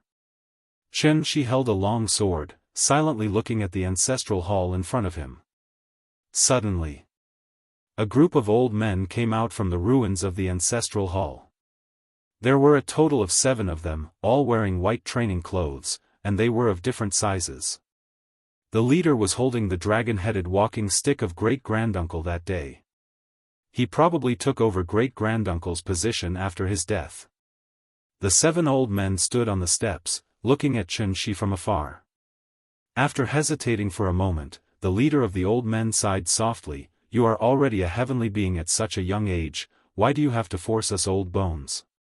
Hearing this, Chen Shi could not help but sneer, "Hand over the Xian soul, and I promise not to hurt anyone." As his voice fell, the leader of the old men fell silent. The few old men beside him could not help but have a slight change in expression. Immediately after, they silently communicated with their eyes. This ancient village hid many secrets. For example, Xian Nu's ghost was actually the key to opening the divine gate. The divine gate had not appeared for more than 100 years, and Xian Nu had been replaced by batches. It was not until this batch that they finally received a heavenly warning, confirming that the divine gate was about to open. This was also their last chance. Several old men looked at Chen Shi at the bottom of the steps, silently communicating.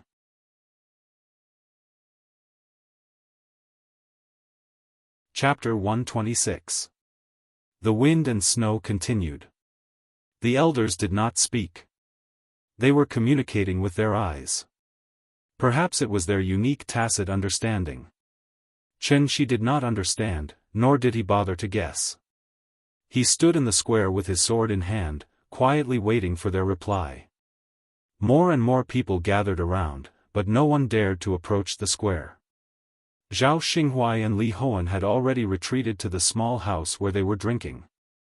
The cold wind whistled past, and the square was a scene of desolation. After about 2 minutes, the elder with the dragon-headed cane finally turned his head and glanced at Chen Shi.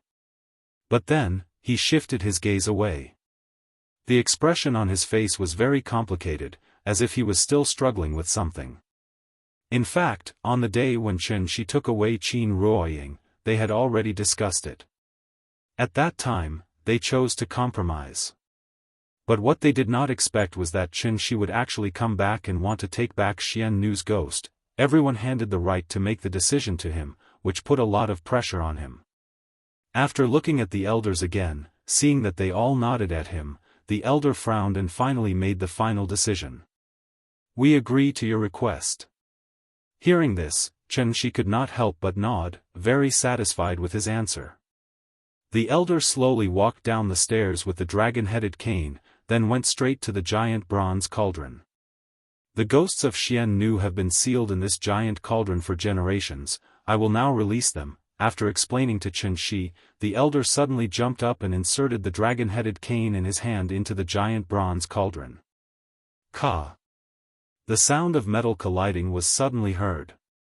Immediately after, a golden light suddenly emerged from the giant bronze cauldron. The golden light was as small as the light from a laser pointer at first. But in the blink of an eye, the light had become as thick as a bucket. The golden light burst into the sky. A crack was instantly torn in the gloomy sky. The clouds in the sky churned. As if affected by something, with the golden light as the center, a huge cloud vortex gradually condensed in the clouds. What was even stranger was that the cloud vortex was rotating at a speed visible to the naked eye. The old man standing beside the giant cauldron became excited when he saw the scene in front of him. Suddenly, a faint fluorescent golden barrier appeared above the village, instantly enveloping the entire valley. Then, a strong vibration came from the ground, as if there was an earthquake. Immediately afterward, a golden light pillar as thick as a bucket rose from the four corners of the valley. These 5 pillars of light seemed to be the pillars of the barrier. When the light pillars rose from the 4 corners, the barrier in the sky became even more dazzling. The barrier was like a golden tortoise shell, encircling the valley where the village was located. The wind and snow that filled the sky suddenly stopped. The sun broke through the clouds. Almost instantly, everyone felt their eyes light up, and their vision widened a lot. Formation array? Seeing this, Chen Shi couldn't help but frown. He still remembered that there was a stone tablet at the entrance of the village, with the word Fang Cun written on it. So he turned his head to look at the entrance of the village, only to find that the stone tablet was located at the place where the light pillar rose. He originally thought that this village only had a simple concealment formation, but after it was activated, Chen Shi found that this formation array was no small matter. There were only a few functions of the formation array: trapping, killing, illusory, and some non-offensive auxiliary formations, such as breath concealment and spirit gathering. This formation array was arranged according to the terrain of the dragon vein, and could be said to be very expensive. After the 5 light pillars rose, the spiritual energy of heaven and earth in the entire formation suddenly swept over like a tide, wave after wave. Chen Shi hadn't felt this surging spiritual energy of heaven and earth for a long time. But it was a little strange. With the conditions of the earth, even if it was a spirit-seizing formation set up by a Dongshu stage cultivator, it was impossible to set off such a strong spiritual energy tide in such a short time. Chen Shi thought for a while. Then he suddenly understood: the formation in front of him was not a spirit-seizing formation, but a composite formation with both spirit-gathering and spirit-binding functions at the same time. The formation used the valley as the base, the 4 stone tablets in the 4 directions as the formation door, the giant bronze cauldron in the center of the square as the formation eye, and the valley terrain as the formation pattern. After the formation was set up, it would continuously seize the spiritual energy of heaven and earth from the Qinling Mountains, and then bind the spiritual energy within the formation. To seize such a large amount of spiritual energy of heaven and earth from the earth, this formation array was set up at least 500 years ago. The spirit-binding formation was a one-time use formation. After it was activated, the spiritual energy of heaven and earth accumulated over the years would burst out at once.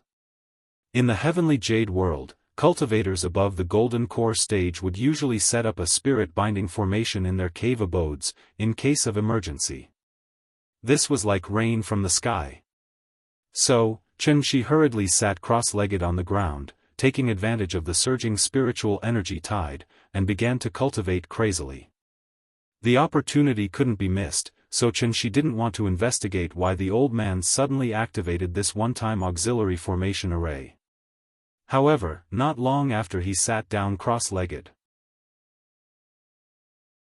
the 4 light pillars in the north, south, east, and west suddenly turned into rainbows, like a rainbow bridge, and suddenly connected with the main light pillar above the giant bronze cauldron. The 5 light pillars suddenly gathered together, and the main light pillar immediately became very thick. Just by looking at its diameter, it was almost the same as the giant bronze cauldron.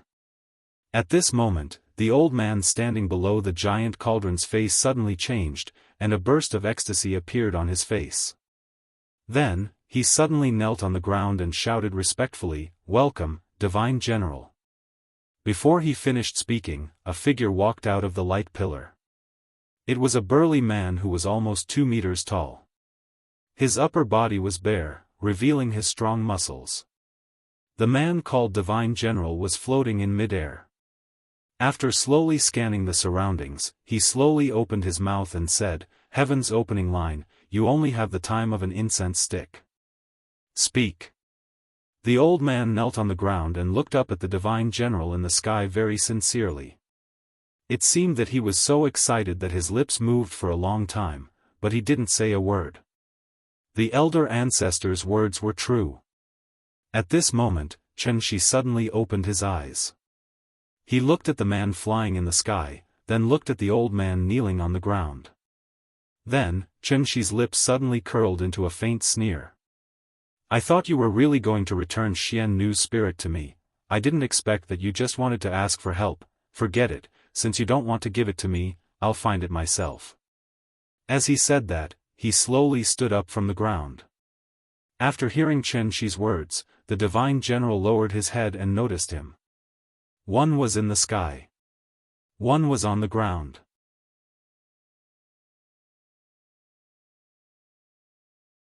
Chapter 127. The spirit-binding array that had existed for hundreds of years was suddenly activated. Wave after wave of heaven and earth spirit chi surged, giving Qianxi an illusion. It was as if he had returned to the Tianxian domain. The surging heaven and earth spirit chi created an extremely comfortable environment for him, so comfortable that all the pores on his body could not help but open up naturally. He really needed the nourishment of heaven and earth spirit chi. Now, every breath he took was a great pleasure for Qianxi. The spirit chi surged, and the golden light soared into the sky. When the so-called Divine General walked out of the pillar of light, Qianxi finally understood the meaning of the existence of this array. This spirit-binding array was actually the last trump card of the village. The Divine General of the Elysium. The accumulation of hundreds of years of the array was only in exchange for the time it took for the Divine General to appear. When Qianxi killed great-granduncle and took Qin Ruoying away, they did not activate the array. Now that he came back to ask for the ghost, these old guys finally chose to activate the array, and tried to fight to the death with Qianxi. It could be seen that Xian Nu's ghost was more important to them than their own lives. Qianxi looked up at the burly man flying in the sky. A long sword of frost suddenly appeared in his hand. The old guys at least had the chance to struggle and hesitate, but he did not. Because he was faced with only one choice. Take back Yingying's ghost. Otherwise, when Qin Ruoying gradually grew old in his arms, Qianxi would also fall into endless pain and regret. He could not accept the arrival of that day. Therefore, then let's fight. If they were not willing to give, then let's fight. Qianxi was determined to kill, and the long sword of frost immediately glowed faintly. Then, under the slightly surprised gaze of the Divine General, he suddenly waved the long sword in his hand. The tip of the sword went from bottom to top, drawing an arc in the air. A sword radiance suddenly flew out. Seeing that Qianxi dared to suddenly attack him, the divine general's eyes flashed with surprise. The sword radiance came menacingly, and in an instant, it was in front of him. He did not seem to move, but a ball of blazing flames suddenly sprang up around the divine general. A barrier of stellar energy that seemed to be made of flames instantly formed. Bang! The sword radiance slammed into the flame barrier, like a typhoon erupting, and a storm of qi soared into the sky. But right after that, the flame barrier suddenly expanded. Then, a huge fireball with a diameter of more than 10 meters appeared in the air. Interesting. Accompanied by a burst of laughter, the divine general's figure suddenly flew out of the fireball. He suddenly stretched out his right hand and formed a claw with his 5 fingers. He clawed at the air and a golden fireball appeared in his palm. After the golden fireball appeared, the divine general's body seemed to be on fire. Golden flames kept jumping around him. Like the sun rising from the east, the golden fireball instantly ignited all the air within a radius of dozens of meters. The sun hung in the sky, the fire burning the sky. Qianxi stared intently at the tall and sturdy man in the sky, a trace of excitement rising in her heart. This move made him feel a hint of danger. The divine general seemed to be holding the sun in his hand, his body burning with raging flames. Like a meteor falling from the sky, he cut across the sky and smashed viciously toward Qianxi, who was standing on the ground. At this critical moment, Qianxi swung the sword in his hand, and in an instant, tens of thousands of sword radiances appeared. Countless long swords made of frost and snow appeared around him. They floated in the air, quietly waiting for orders. Qianxi pointed his sword to the sky, and the floating swords immediately turned their tips and aimed at the fireball in the sky. The third move of the moonlight sword technique. 10,000 swords returned to the sect. The densely packed long swords of frost and snow instantly converged into a long river of sword radiances, like the Milky Way flowing in reverse, and collided with the fireball in midair. The entire sky was instantly divided into 2 worlds. On one side of the divine general of the stellar of time, flames and snakes of fire danced in the sky. It was as if one was above the sun, the crown flow feathers shining brightly. On the other side of Qianxi, wind and clouds surged, snow and ice splattered everywhere, as if one was caught in the most violent snowstorm of the North Pole. The two of them seemed to be separated by an invisible and boundless glass wall. In one world, there were 2 kinds of wonders. It was truly amazing. Boom! The moment the sword radiances met the fireball, it was as if a nuclear bomb had exploded. A strong shockwave suddenly erupted, and the old man closest to them was immediately sent flying by the violent strength qi. Such a violent shockwave instantly turned all the houses around the square into ruins. Fortunately, most of the people in the village were not ordinary people, and those who dared to come close to watch the battle were experts of a certain level of strength. But even so, the aftermath of the battle still caused them serious internal injuries. It was too terrifying. Just the aftermath of the battle between the 2 of them could cause such a huge amount of damage. Was he still human? Zhao Xinghuai lay on the ground, trembling. Suddenly, he came to his senses and quickly stood up, clutching his chest in pain. Then he pulled Li Hoan up, turned around, and shouted to the crowd behind him, "Everyone, run! Leave the village! The farther the better!" The crowd of onlookers fled in all directions. A battle of this level was no longer something they could watch. On the square, the shock wave caused by the battle between the 2 of them finally subsided. The square, which was originally the size of 2 basketball courts, seemed to have been hit by a huge invisible iron ball. With Qianxi as the center, a huge circular crater appeared on the ground of the square. The deepest part of the crater was at least 5 meters deep. Qianxi floated in the middle of the crater, facing the divine general of the stellar of time in the sky. After this collision, they had more or less figured out each other's strength, so they did not intend to attack immediately. The divine general looked at Xianxia thoughtfully, then suddenly laughed. Your cultivation is not very high, but the move you used just now was really powerful. From the looks of it, he seemed to be very interested in the sword art that Xianxia had just used. Is that so? Xianxia raised her eyelids and looked at the tall and sturdy man. She couldn't help but sneer. The divine general in front of him was not an immortal cultivator, but after exchanging blows with him, Xianxia could roughly estimate his strength. Above Yuanying and below soul formation. What about himself? In fact, he was now like a sorcerer without mana. He still had his realm, but his accumulation of vital energy was far from enough.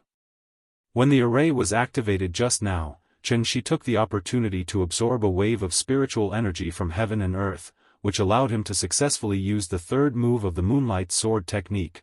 10,000 swords returned to origin. Xianxia floated above the crater, holding the long sword silently, as if he was thinking about something. The divine general did not seem to be in a hurry, because the person in front of him had indeed piqued his interest. After a while.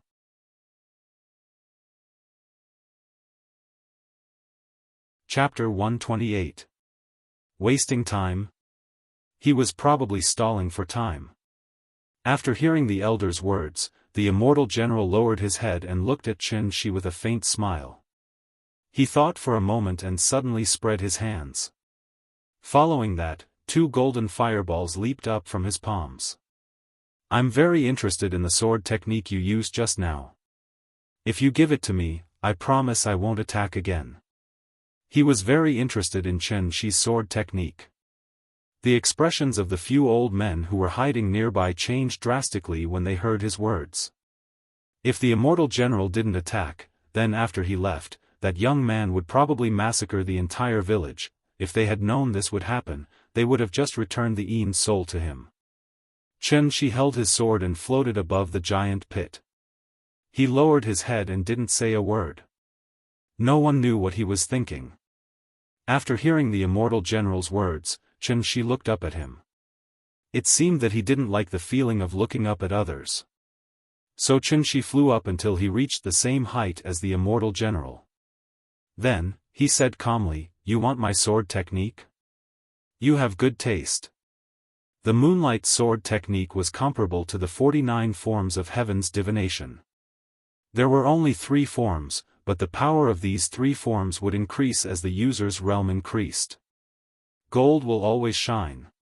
Your cultivation isn't high enough, so you won't be able to use the true power of this sword technique. Why don't you give it to me? What do you think? The immortal general smiled. As he spoke, he looked at the 2 golden fireballs in his palms. The golden fireballs kept jumping, as if they were silently threatening him. I might not be able to kill you in 30 minutes, but I don't think it'll be a big problem if I want to seriously injure you. The immortal general was very confident, as if he had Xianxia under control. Hearing this, Xianxia couldn't help but laugh. This sword technique is called the Moonlight Sword technique. It's of the Yin attribute. It might conflict with your fire attribute technique. That's not important. No one will complain about having too many techniques. The immortal general said indifferently. However, Xianxia's next words stunned him. I have a set of saber techniques that are comparable to a sword technique. It's of the Yang attribute. I think it'll be compatible with your technique. As soon as he finished speaking, Xianxia gently raised his left hand. Then, a gust of wind suddenly blew in the deep pit below him. A small tornado suddenly rose from the bottom of the pit. Then, it wrapped the dust and gravel on the ground and flew directly toward Xianxia's left hand. In the blink of an eye, a long saber made of dust suddenly appeared in his hand. After the dust blade was formed, it immediately formed a sharp contrast with the frost sword in his right hand. The saber was yellow, but the sword was clear and bright. Dust was the knife, frost and snow were the sword. He wanted to kill everyone in the world. The immortal general was stunned for a moment.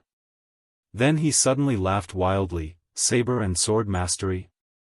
Interesting. Then let me see if your saber is worthy of your sword." With that, the divine general clasped his hands together. The two sun-like blazing fireballs immediately merged into one, erupting with a powerful shockwave. An incomparably dazzling golden light suddenly exploded from his palm, illuminating the entire sky in a deathly white. The extreme of yang fire, burning the sky and boiling the sea. While the immortal general was practicing, Xianxia was not idle. The frost sword in his right hand suddenly glowed with a faint cold light, and the dust blade in his left hand shone with a little yellow light. Moonlight sword technique, red sun saber technique. The saber and the sword merged. The saber cut the wind, the sword cut the clouds, and the wind and clouds were disturbed. As soon as this move was made, the world suddenly changed color. There seemed to be a wave of saber and sword behind Xianxia. The invisible wind and visible clouds in the sky strangely disappeared at the moment when the saber and sword came out together. The saber and sword were annihilated, and the wind and clouds changed color. With Xianxia as the center, there seemed to be a vacuum zone within 100 feet. All the wind, clouds, dust, and even the spiritual chi of heaven and earth were expelled from the battlefield by him. Then, he slashed the saber and sword in his hand toward the immortal general. In the courtyard. After watching an episode of cartoons, the little fellow sat on the bed and shouted, "Papa? Papa? I want to pee." She was very clingy. She knew how to go to the bathroom by herself, but she just didn't want to go alone. The little fellow shouted for a while. Her father, who used to respond to her calls, didn't come today. She pouted and was obviously a little unhappy, so she immediately lay on the bed and rolled. "Papa. Papa. Papa. Where did you go?" After all, Qin Ruoying was just a mortal, so she didn't have the five senses as sharp as Xianxia's. She was still standing in the yard in a daze. Although Xianxia could even kill great-granduncle with one sword, Qin Ruoying had a faint unjustified worry after he left this time. She hadn't seen Xianxia for 5 years, and she was really afraid to be separated from him again. Papa was not here, and Mama didn't hear it. When the big cat saw that the little one was making a scene, it immediately jumped out of the bed and ran to Qin Ruoying's side. Then, it rubbed its body against her feet. "Meow." The big cat called Qin Ruoying back from her chaotic thoughts. As soon as she saw the big cat, she knew that something must have happened to Nian, so she ran to the west wing. Sure enough. Before she stepped into the room, she had already heard the little fellow shouting for Papa.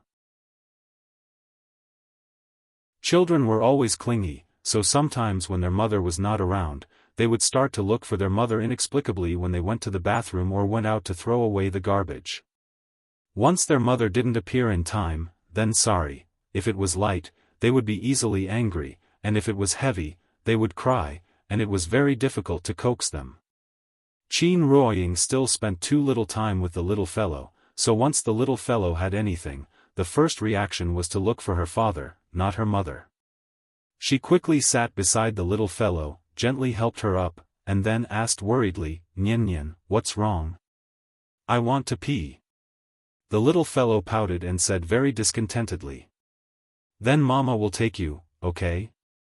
As she said, Qin Ruoying reached out to pick up the little fellow. However, the little fellow pushed her away. "No, I want Papa. I want Papa." As she said, the little fellow suddenly pouted and cried. "I want Papa." The more she said, the more upset she became, and bean-sized tears suddenly fell from the corners of her eyes. Qin Ruoying was a little at a loss, and could only softly comfort her. "Papa went out to buy something, and will be back soon.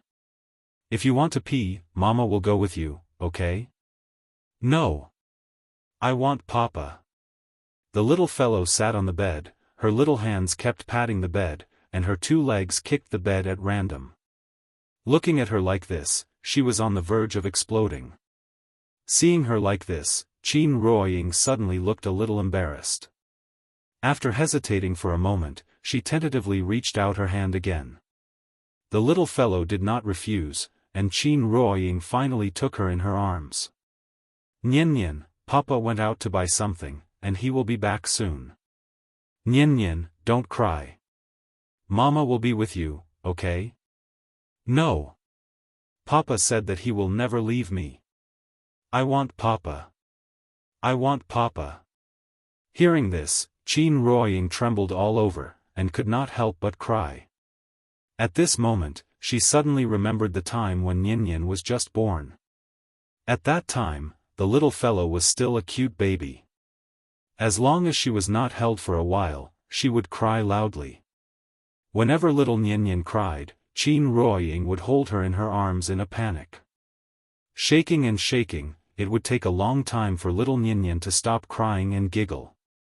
So what she was most afraid of at that time was that the little fellow would cry. Time flew, and the child had grown so big.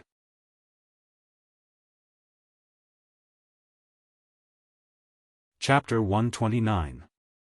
Qin Ruoying held the little girl in her arms. All of a sudden, she seemed to realize something. When she left Nian was still young, so she had no impression of her.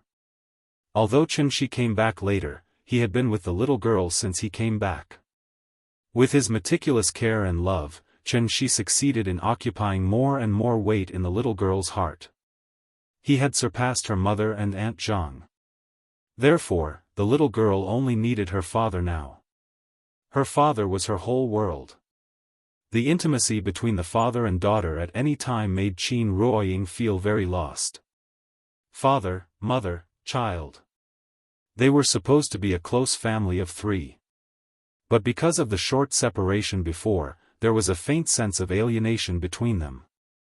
The reason why Qin Ruoying felt alienated from Nian was that she hadn't realized how she should integrate into the family. Because of Nian's birth, the simple two-person world between her and Qianxi had completely turned into a brand new three-person world. As the father and mother, they had never appeared by the little girl's side at the same time. With the reunion of the family, when Qianxi showed great strength and confidence, Qin Ruoying was lost. It was a feeling that could make any woman lose herself.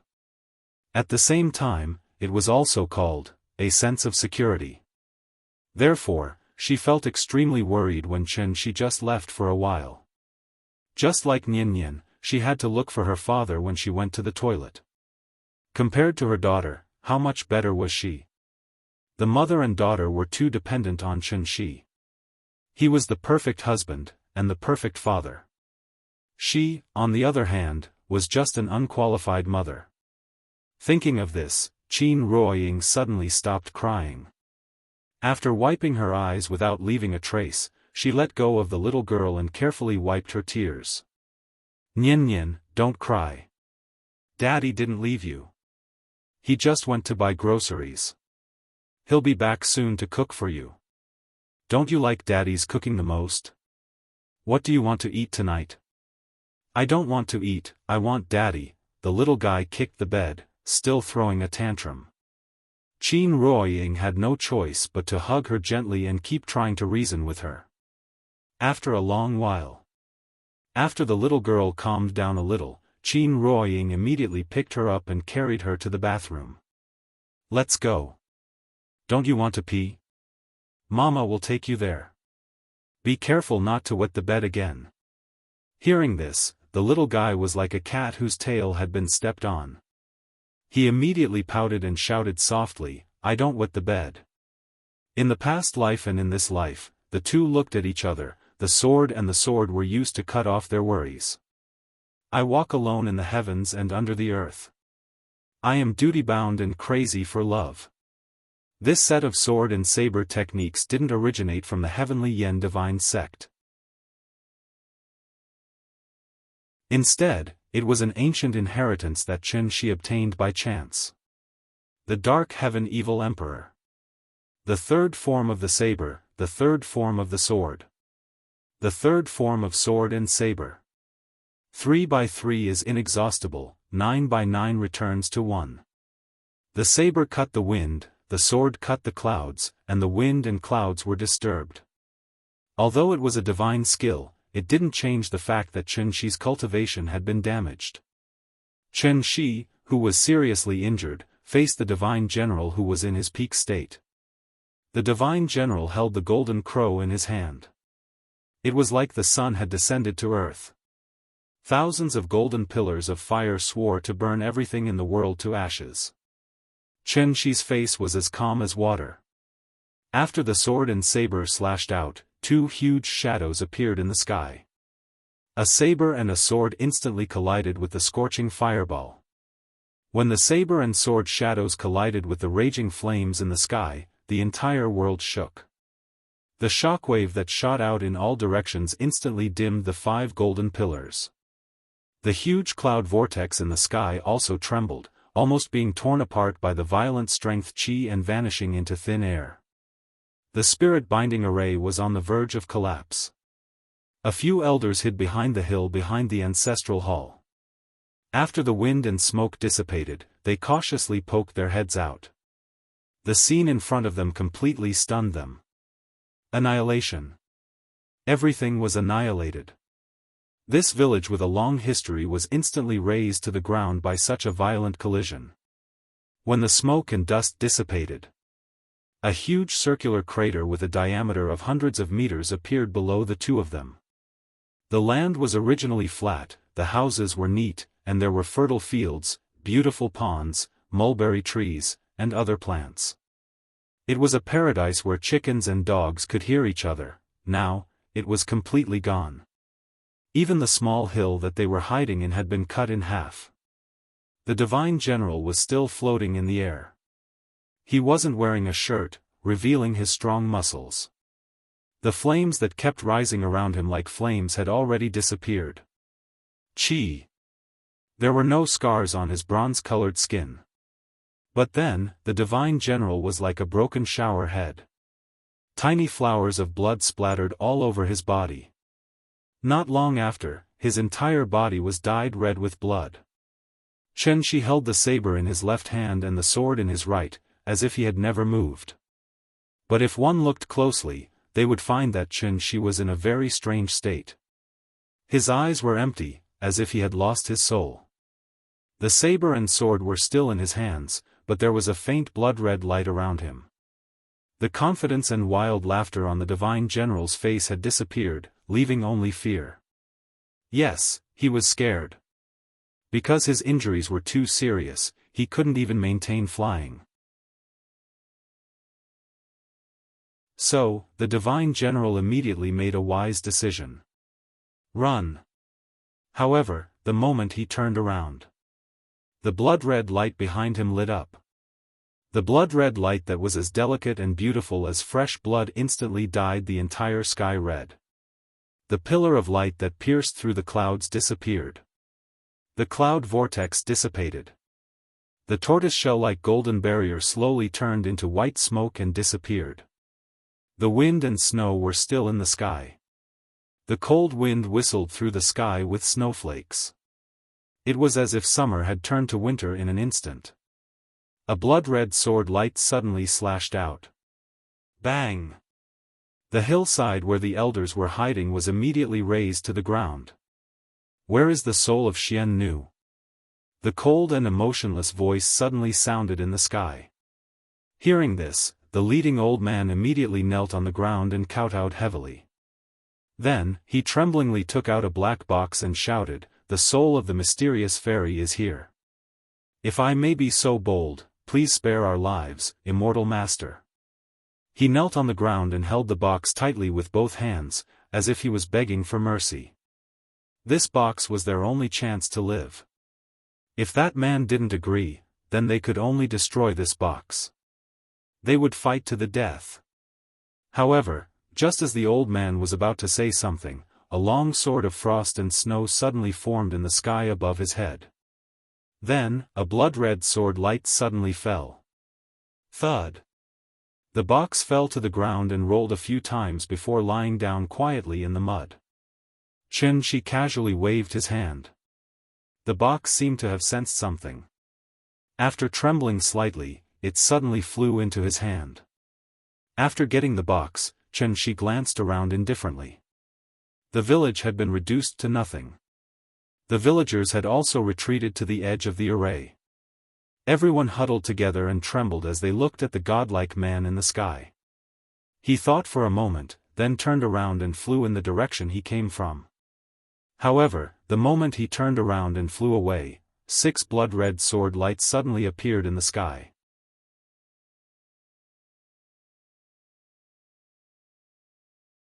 Chapter 130. In the courtyard. Qin Ruoying took the little fellow to the bathroom and wiped her face with a hot towel. The little fellow stopped crying at this time. She stood on the ground with her mouth pursed and her face full of grievance, but she looked very cute. Because she had just washed her face, the little fellow's little face was red. Like a ripe red apple, Qin Ruoying could not help but reach out and gently pinch her pink little face. "I want to pee." As if to show her independence, the little fellow quickly ran to the side of the toilet and sat on it by herself. It was the first time Qin Ruoying saw her daughter go to the bathroom, and she could not help but feel a little strange. However, she was worried that the little fellow would fall, so she quickly walked over and gently held her. After going to the bathroom, the little fellow did not want Qin Ruoying to hold her and ran out without washing her hands. Qin Ruoying quickly followed behind her and found that she wanted to open the door and go out, so she quickly stopped her and asked nervously, "Nian, where are you going?" She was afraid that the little fellow would run out to find her father. However, the little fellow did not seem to have that idea, but pouted and replied, "Papa said that after watching an episode of cartoons, we should go out and exercise. I want to exercise." Hearing this, Qin Ruoying could only smile bitterly and open the door for her. This child, 3 sentences without leaving her father's side, did not consider her mother's feelings. A gust of cold wind suddenly blew in when the door opened. The little fellow shivered, but did not shrink back. Instead, she shouted loudly, "Big cat! Big cat! Let's go play in the yard." Meow, the big cat lay at the foot of the bed, seemingly unwilling to move. Seeing this, the little fellow was immediately unhappy. She quickly ran to the side of the bed and pressed down on the big cat. Then, she took it into her arms and carried it out of the west wing. "Papa said that you have to play with me." Meow, although the big cat was a monster, it still had the nature of an animal, so when winter came, it was lazy and did not want to move much. However, since the little fellow said so, it had to obediently accompany her. The inner courtyard had been completely destroyed by Qianxi, and there was a big hole in the middle. Qin Ruoying was afraid that she would run into the hole and fall, so she quickly said, "Nian, just play on the steps." "What do you want to play?" "Mommy can play with you." The little fellow put the big cat, and seemed to think that there was no way to play in the yard, so she could not help but wrinkle her little face, as if she was thinking about what she should play. Seeing this, Qin Ruoying immediately racked her brains to think of something. What to play? She had to say, as a mother's motheress therefore, it was best to take this opportunity to cultivate a good relationship with the little fellow. Qin Ruoying thought for a while, and then suddenly came up with a wonderful idea, so she immediately said to the little fellow, "Nian, Mommy will play hide-and-seek with you, how about it?" "Hide-and-seek?" The little fellow was stunned for a moment, and then jumped up happily. She was so happy that she clapped her hands and shouted, "Okay. I want to play hide-and-seek." She had been yearning for hide-and-seek for a long time. It was just that she used to live in the Kangju district, and that house was too small, so she could not play. Aunt Zhang did not like her to run around in the district, so she had never allowed her to play hide-and-seek with other children. Therefore, when Qin Ruoying proposed this idea, the little fellow was immediately excited. The courtyard was so big, and there were so many rooms. It was perfect for playing hide-and-seek. The mother and daughter quickly reached a consensus. Qin Ruoying found, and the little fellow hid. After the discussion, Qin Ruoying leaned against the wall and loudly chanted the 30-second countdown. Hearing her countdown, the little fellow, who was still giggling, immediately panicked. She looked around for a while, then suddenly jumped into the west wing, and then hurriedly hid in the closet. The west wing was the place she was most familiar with, so her first reaction was to go back to the room. This was the first time she played hide-and-seek, so she did not have much experience, so she made a lot of noise. After Qin Ruoying finished counting down, she walked into the room with a faint smile. After looking around, she knew that the little fellow must have hidden in the closet. "Nian Nian, where did you hide? Mommy can't find you," she pretended to wander around the room. The little fellow covered her mouth with both hands and nervously hid in the closet. She didn't even dare to breathe. Qin Ruoying counted the time. About 2 minutes later, she approached the wardrobe as she spoke. Because she was afraid of scaring the little fellow, she paused outside the closet for a while, and then slowly opened the closet door. "Found you. Mommy, you're amazing." Seeing Qin Ruoying open the wardrobe door, the little girl didn't hide anymore. She immediately jumped into Qin Ruoying's arms and giggled. "How is it? Is it fun?" "It's fun. I want to play more." "Well, I'll give you another chance. This time, you have to hide better, okay?" The little guy nodded his head heavily. Looking at her excited little face, she had probably long forgotten about her father. If you want to get along with children happily, you have to have 3 hearts: patience, love, and consideration. What's more, Nian Nian was Qin Ruoying's favorite. Therefore, after she adjusted her state of mind, she immediately played with the little fellow. With her mother's company, time passed quickly. When Qin Ruoying found the little fellow for the 5th time, Qianxi finally came back. Like a gust of wind, he appeared in the courtyard without a sound. Qin Ruoying followed the little fellow.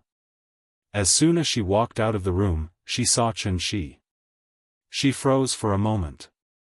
But the little fellow had already rushed to Qianxi, shouting, "Papa!"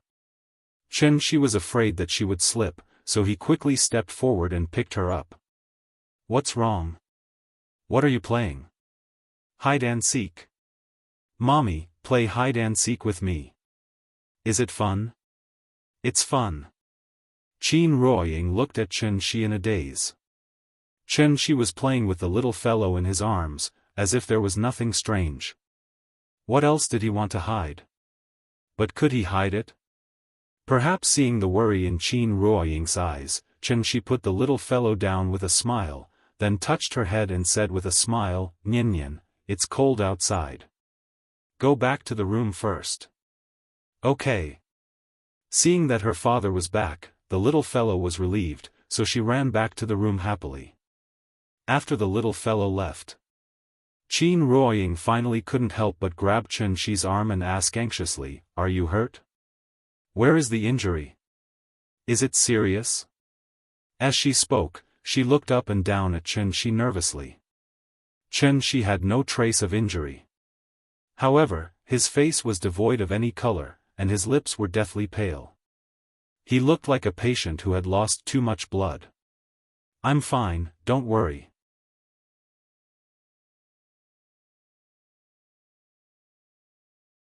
Chapter 131. Qianxi handed the box to Qin Ruoying as if she was presenting a treasure. She thought that Qin Ruoying would be very happy, but she didn't expect that after seeing the box, Qin Ruoying had a complicated expression on her face. Qianxi didn't understand, so he asked in confusion, "Ying, what's wrong? Are you unhappy?" Qin Ruoying didn't say anything, but her expression was also complicated. Qianxi thought she didn't understand the importance of this, so he explained, "The reason you can't sense qi is because when you became Xiannu, they extracted your earthly soul. A person has 3 spiritual and 7 physical souls. Without 1 spiritual soul, you can't be considered a complete person. It's because of this that you can't cultivate." Before Qianxi could finish, Qin Ruoying suddenly interrupted him. "I can choose not to cultivate." With that, Qin Ruoying hurriedly took Qianxi's hand and sighed softly, "Do you know what my wish was when I was 8 years old?" The wish you made when you became Xiannu? Yes, Xiannu can make a wish. I didn't have the same ambition as Yuan Qing back then, so my wish was very simple. I only wanted to live a peaceful and happy life like a normal person. When she said this, Chen Shi suddenly understood something. He looked at Qin Ruoying's serious expression and couldn't help but gently pull her into his arms. Then he said solemnly to her, "I'm sorry, Yingying, I made you worry." Chen Shi hadn't been injured in the battle with the divine general. However, he had paid a heavy price because of this. Because he had burned another drop of essence blood. Essence blood, the essence of blood, was also the life source of a cultivator. Essence blood contained enormous energy. Many demonic and evil techniques even relied on stealing the essence blood of others to increase their own cultivation.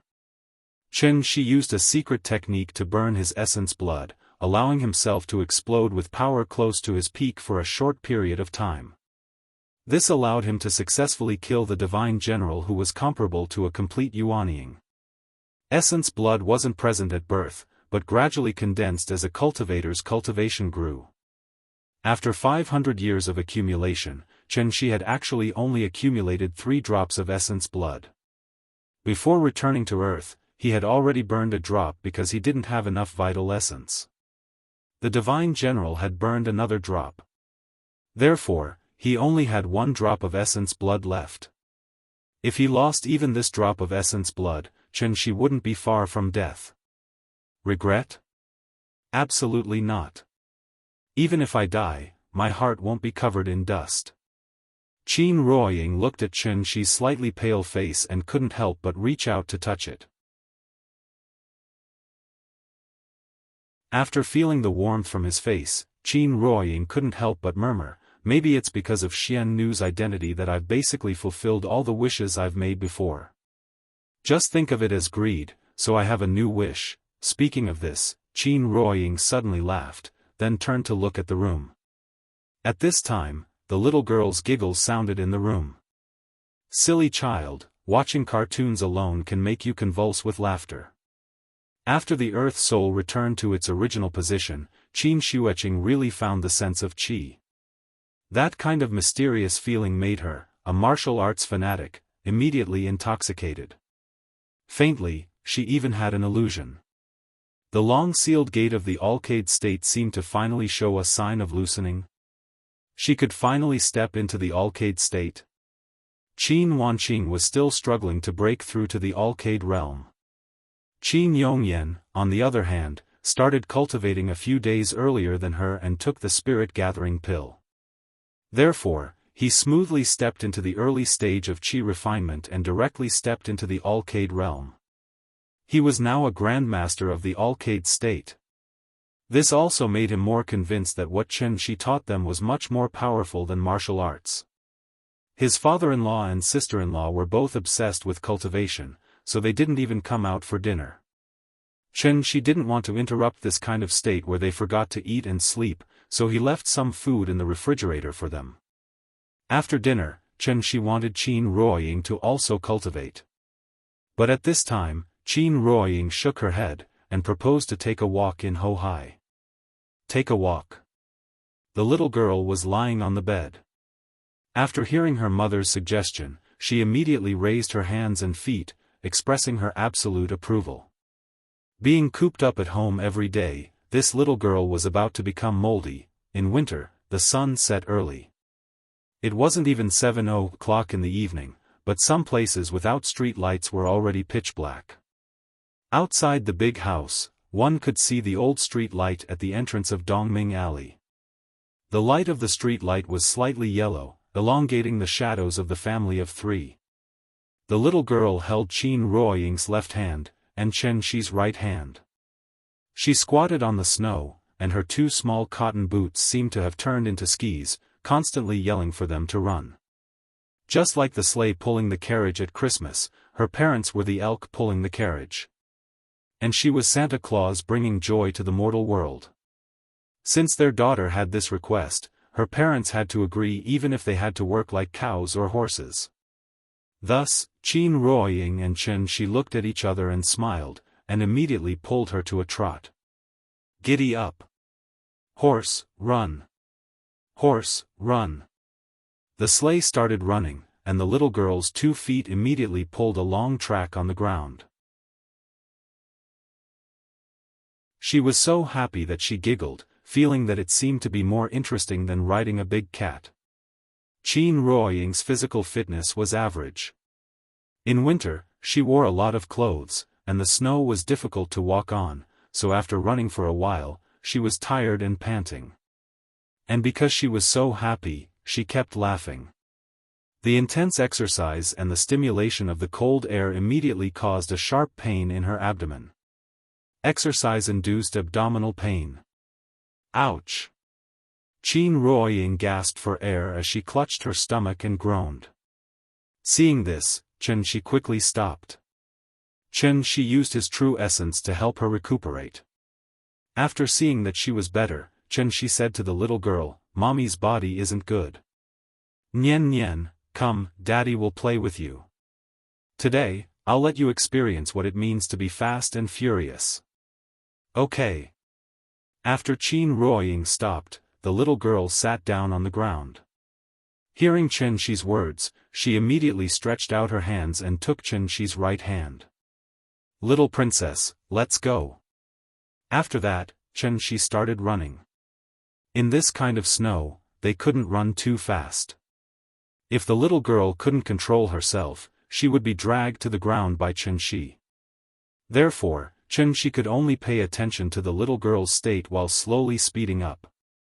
In fact, the speed was not very fast, but the little girl was very excited. She happily giggled and said, "Papa, come on. Papa, come on." It was really much more fun than riding a big cat. Hohai had not completely frozen, and the skating rink had not been opened, so now Shikahai looked a little deserted. The weather was still too cold, so the family of 3 returned home after a round.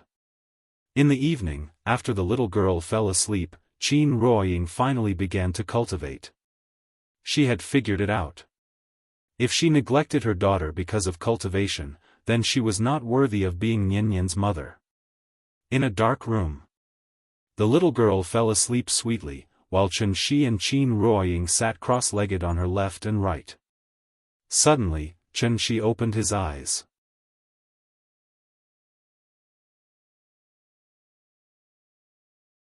Chapter 132. Outside the house, the cold wind was whistling. The big pit that Chen Shi had stepped on had been covered with a shallow layer of snow. The bluestone floor was broken into pieces, protruding in the east and concave in the west. There were thousands of gullies, and if one was not careful, one would slide down. Seeing that the little fellow's activity area was suddenly missing such a large area because of him, Chen Shi thought that he should find someone to repair it tomorrow, so that the little fellow could continue to gallop in the yard. Perhaps, he could also buy her a set of children's outdoor expansion equipment? Just like the large-scale expansion equipment in the shopping mall, there were tire arrays, rock climbing, balance boards, ring bridges, scaling ladders, and so on.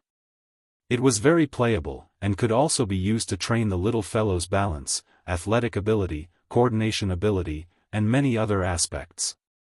Chen Shi did not consider letting the little fellow cultivate for the time being. That was because Nianyan still had to go to school in the future. At that time, she would definitely play with other children in school. If she lost control a little and slapped other children, it would be troublesome. Therefore, it would not be too late to teach her cultivation when she was a little more sensible. While thinking, Chen Shi flew out of the yard. He wanted to go out and find another place to cultivate. Although the spiritual energy of heaven and earth near Shikahai was very rich, now his wife, sister-in-law, and father-in-law were all cultivating here. The cultivation of the 3 of them was still shallow, so it didn't matter if they were crowded together. However, Chen Shi's cultivation was too high, so he must not stay with them. Because once he started cultivating, he would immediately form a spiritual energy black hole in the courtyard, sucking all the spiritual energy of heaven and earth nearby into his body.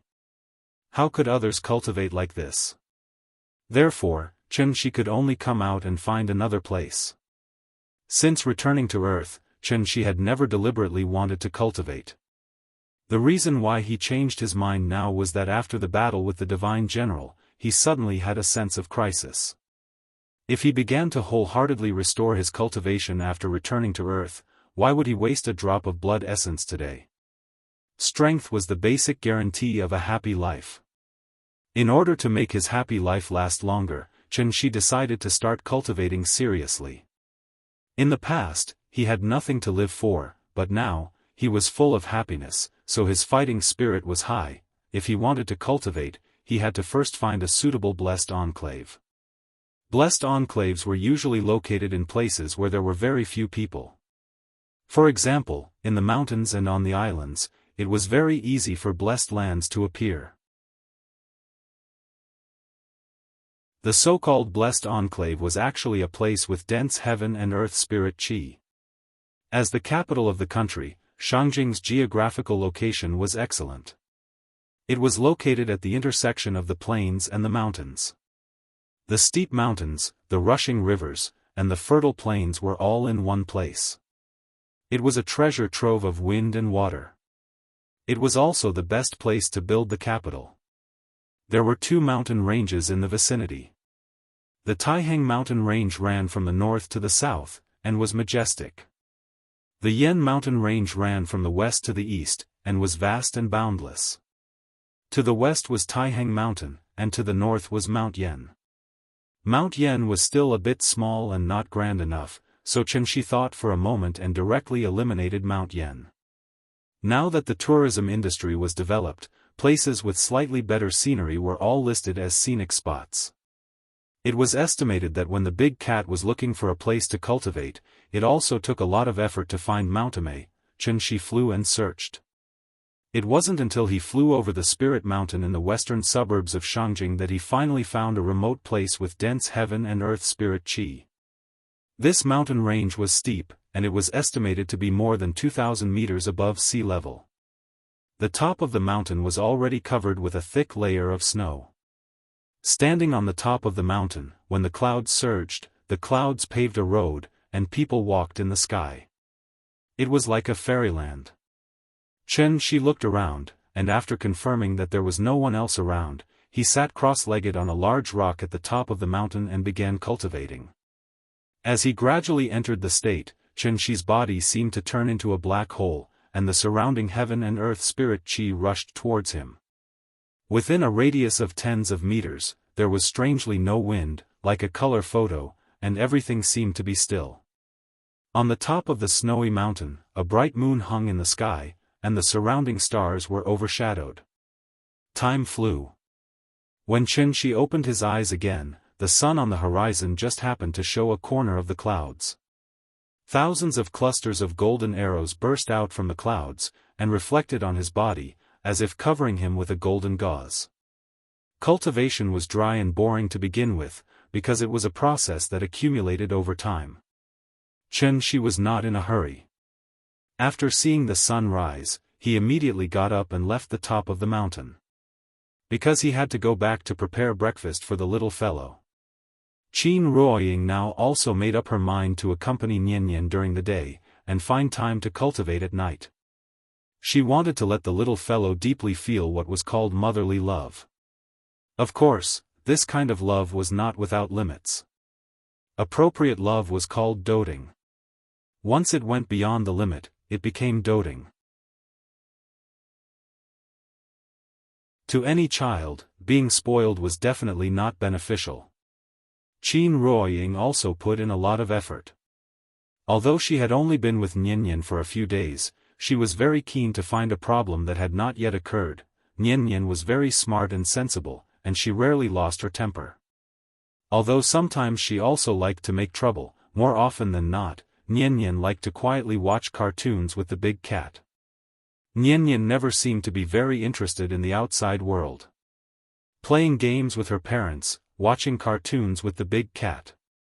This was all the content of her life. This way of life was absolutely wrong. Because she lacked communication with her peers, and also relatively lacked the psychological and ability to socialize.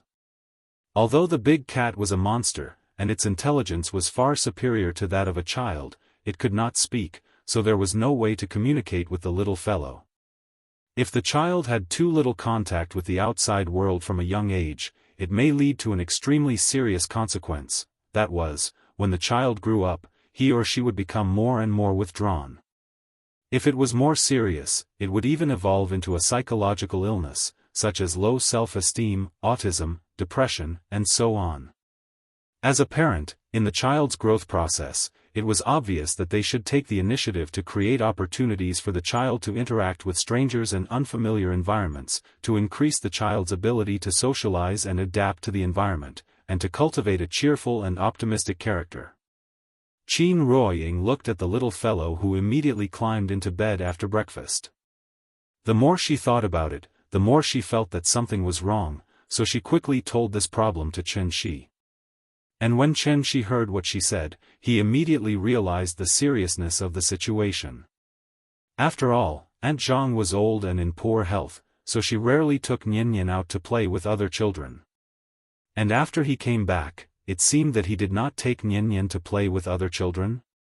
At most, he let the little fellow go to kindergarten, but after a few days, he did not go. No, according to this progress, it seemed that Nian was likely to become more and more withdrawn. She looked very outgoing now, but that was because she stayed by her parents' side all day long. She could not be so introverted in front of her parents, right? What to do?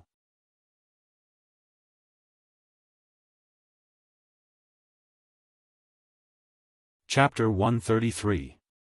Walking side by side with me is obviously a tough task for a loner like him.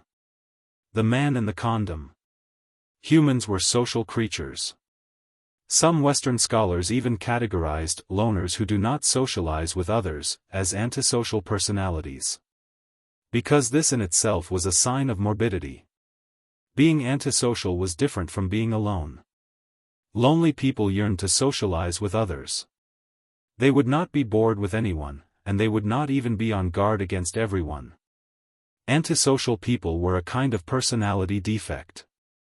They usually thought highly of themselves and looked down on others, but their hearts were extremely weak. They were afraid of being stabbed, so they did not want to socialize with others.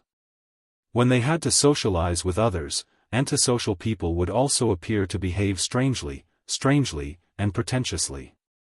They always gave people a feeling of nervousness. They were actually very pitiful. They did not necessarily have antisocial psychology or violent tendencies, but they definitely felt autistic, lost, inferior, nervous, and depressed. They were unable to communicate with others normally, which made them prefer to be alone and live in isolation from others. There were not many congenital factors for the formation of antisocial personality.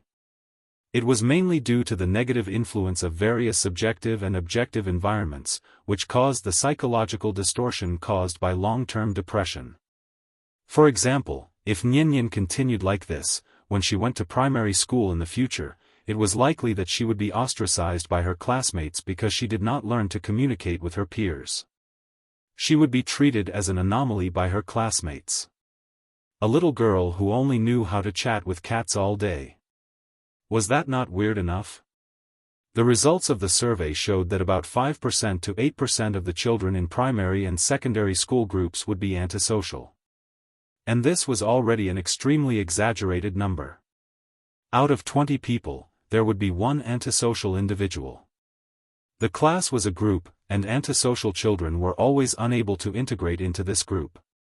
As a result, they were more likely to be ridiculed, ostracized, and criticized by their classmates. This situation would gradually decrease as the child grew older.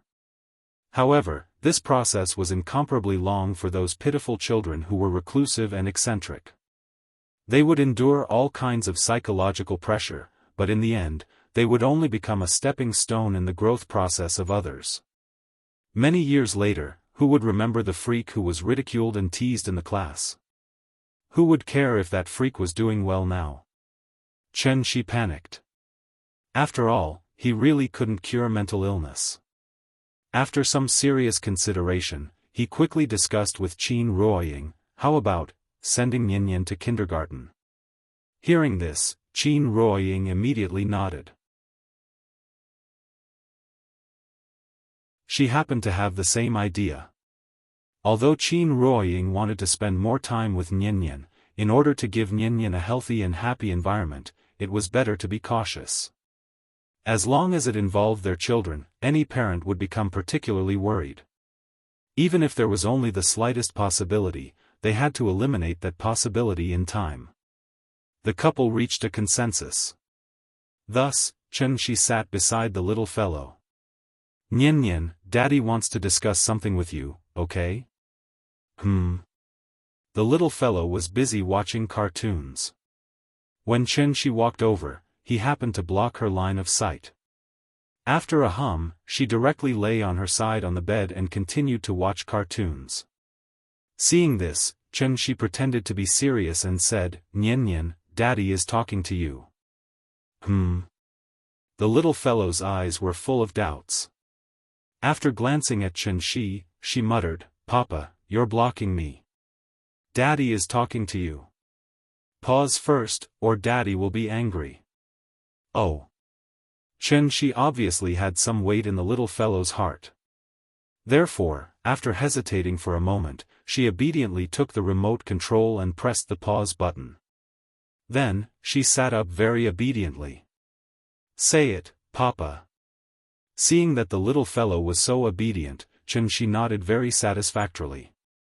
Then, he gently held her in his arms and asked seriously, Nian, do you want to go to kindergarten? However, when the little fellow heard his question, he didn't even think about it and immediately shook his little head like a rattle drum. No. I don't want to go to kindergarten. This was obviously out of Chen-Shi's expectation, so he quickly asked, why? Didn't you like kindergarten before? Hearing this, the little fellow pouted and replied loudly, I don't like kindergarten. Perhaps to express her attitude, the little fellow even repeated, I don't like kindergarten. I don't like it. She didn't play her cards according to common sense, and Chen-Shi was confused. In the past, she clearly wanted to go to kindergarten, but now she suddenly didn't want to go. She changed her mind too quickly. Chen-Shi had no choice but to patiently persuade her, Nian, kindergarten is very fun. The teachers teach you to draw, put on little red flowers for you, and classmates play games with you. Why don't you want to go? Hearing Chen-Shi's words, the little fellow instantly exploded. She didn't know why she suddenly became muddle-headed. After pushing Chen-Shi's arm away, she lay on the bed and rolled left and right, constantly muttering, I don't want to go. I don't want to go. I don't like kindergarten. Chen-Shi was stunned. When did Nian become like this? She was simply a naughty child. Was there really a problem with his teaching methods? He still remembered that when he first came back, Nian was very obedient and sensible. How long had he been taking care of Nian?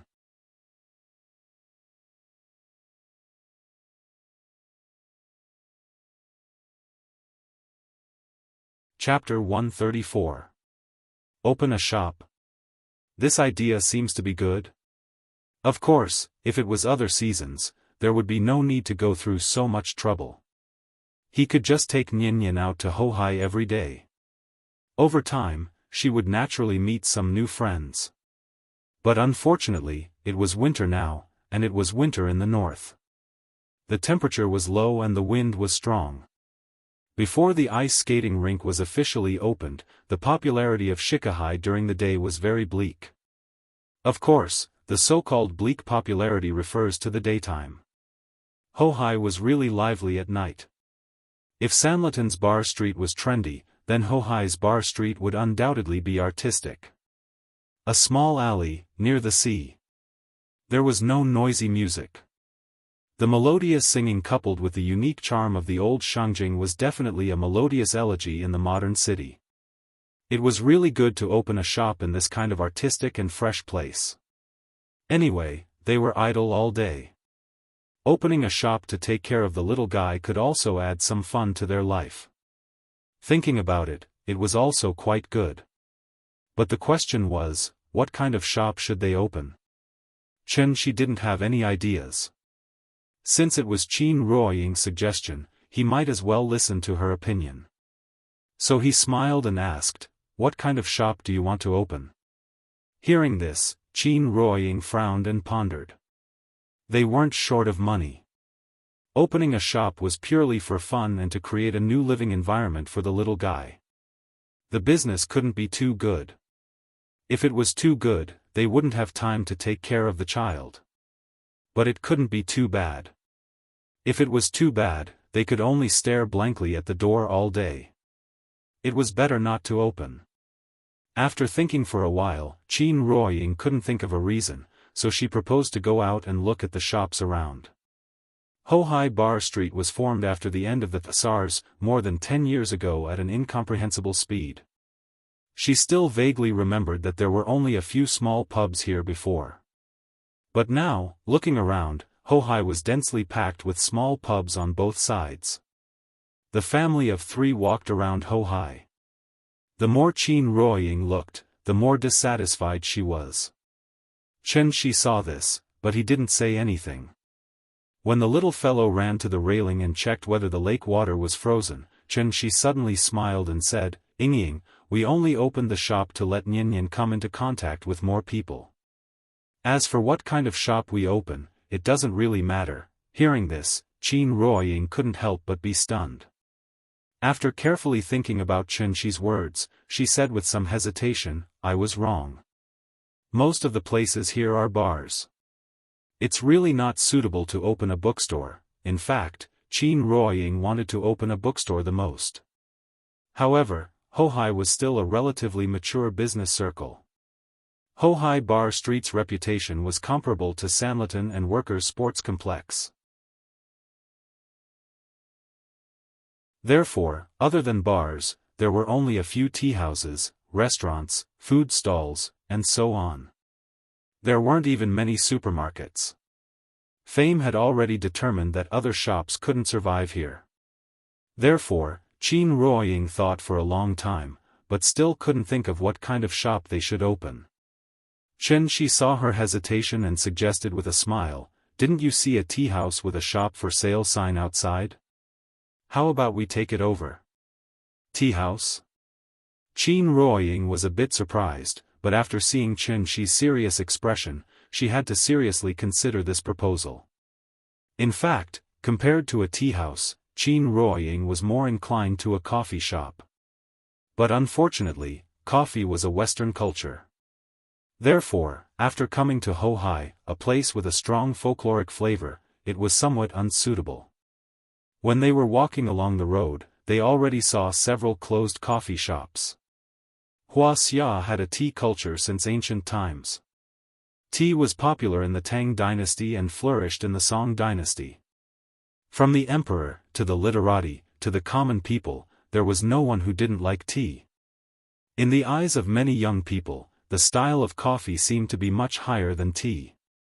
But in fact, coffee, cocoa, and tea were known as the 3 non-alcoholic drinks in the world. Silk, porcelain, and tea, these were also the business cards that Wuxia handed to the world. Before the bar street in Hohai rose, there were many tea houses here. Every summer, Hohai Lake was wide, the water was sparkling, willows were hanging on both sides of the lake, lights were shining, and the palace walls and minarets in the distance were reflected in the water. From time to time, there were pleasure boats gently rowing. If at this time, there was a pot of good tea, sitting quietly by the lake and carefully tasting it, wouldn't it be pleasant? This was a kind of cultural charm, belonging to Wuxia, and also belonging to Hohai. Qin Ruoying was moved. Therefore, the couple immediately reached an agreement, called the little girl, and turned to the tea house with a shop for sale sign. The owner was a middle-aged man in his 40s. After hearing Qi's intention, he immediately enthusiastically introduced the tea house to them. The size of the tea house was not bad, the lobby was about 70 to 80 square meters, and there was a small courtyard of more than 50 square meters in the back. The overall decoration was very antique, exquisite and elegant. The shop was the owner's own, because the business of the tea house was not very good, the owner did not intend to continue to operate, and was ready to rent out the shop to collect rent. The price of a shop in Hohai was not cheap. The better location of the shop, the rent for 1 square meter fluctuated around 300 yuan. In other words, such a large shop, the monthly rent would be at least 40,000 yuan. In a year, the rent alone was close to 500,000 yuan. It was really like an inch of land was worth an inch of gold. Because the owner was the landlord, the transfer fee was saved, but the renovation fee still had to be paid. Xianxia had a lot of money, but he did not want to be a sucker, so he negotiated the price with the owner. After some bargaining, the owner agreed to only charge 200,000 yuan for the renovation fee. The stock in the shop would be calculated separately, and the rent would be 35,000 a month, paid once a year, plus a month's deposit. In order to prevent Xianxia from saying that he was randomly charging the renovation fee, the owner even took out his previous renovation fee list, repeatedly saying that he spent 500,000 to renovate the shop, and if Xianxia rented it to someone else, he would receive 400,000 just for the transfer fee. Although he said so, it was up to Xianxia whether he believed it or not. After all, this was not a small matter, so the owner thought that the young couple would go back to discuss it. But what he did not expect was that the young couple did not hesitate for long. The two simply discussed a few words, and directly decided to rent. The price was agreed. Then the next step was simple: look at the property certificate, sign the contract, clear the account, check the goods, pay the money, and a happy cooperation. The transfer of a shop was actually a very troublesome matter. If you want to change the name of the shop, or change the type of business, then you have to let the owner go to the Trade and Commerce Bureau to cancel the original business license, and then Xianxia would go to register again. Xianxia found it troublesome, so he was too lazy to even change the name. Seeing that he was so straightforward, the owner signed an agreement with him, and then handed over the original business license to him. Therefore, in less than a day, this tea house, which was not far from Dongming Alley and adjacent to Hohai, had completely changed owners. Qingyi Tea House. This was the new business of the family of 3. While Xianxia was signing the contract with the owner, the little girl took the big cat to wander around the tea house, from time to time touching here and there, as if she was very interested in this place. When Qin Ruoying saw her like this, her heart immediately felt relieved.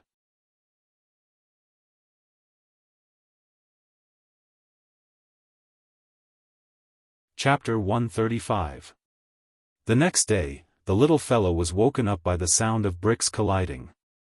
She opened her eyes in a daze, climbed to the window, and found that a group of strangers were moving bluestones into the yard. Xianxia stood in the yard and directed the workers. When Qin Ruoying saw the little fellow get up, she immediately came to her and prepared to help her get up. "Mama, what are they doing? The yard is broken. Papa asked someone to repair it. After that, you can play in the yard again. Papa is so nice."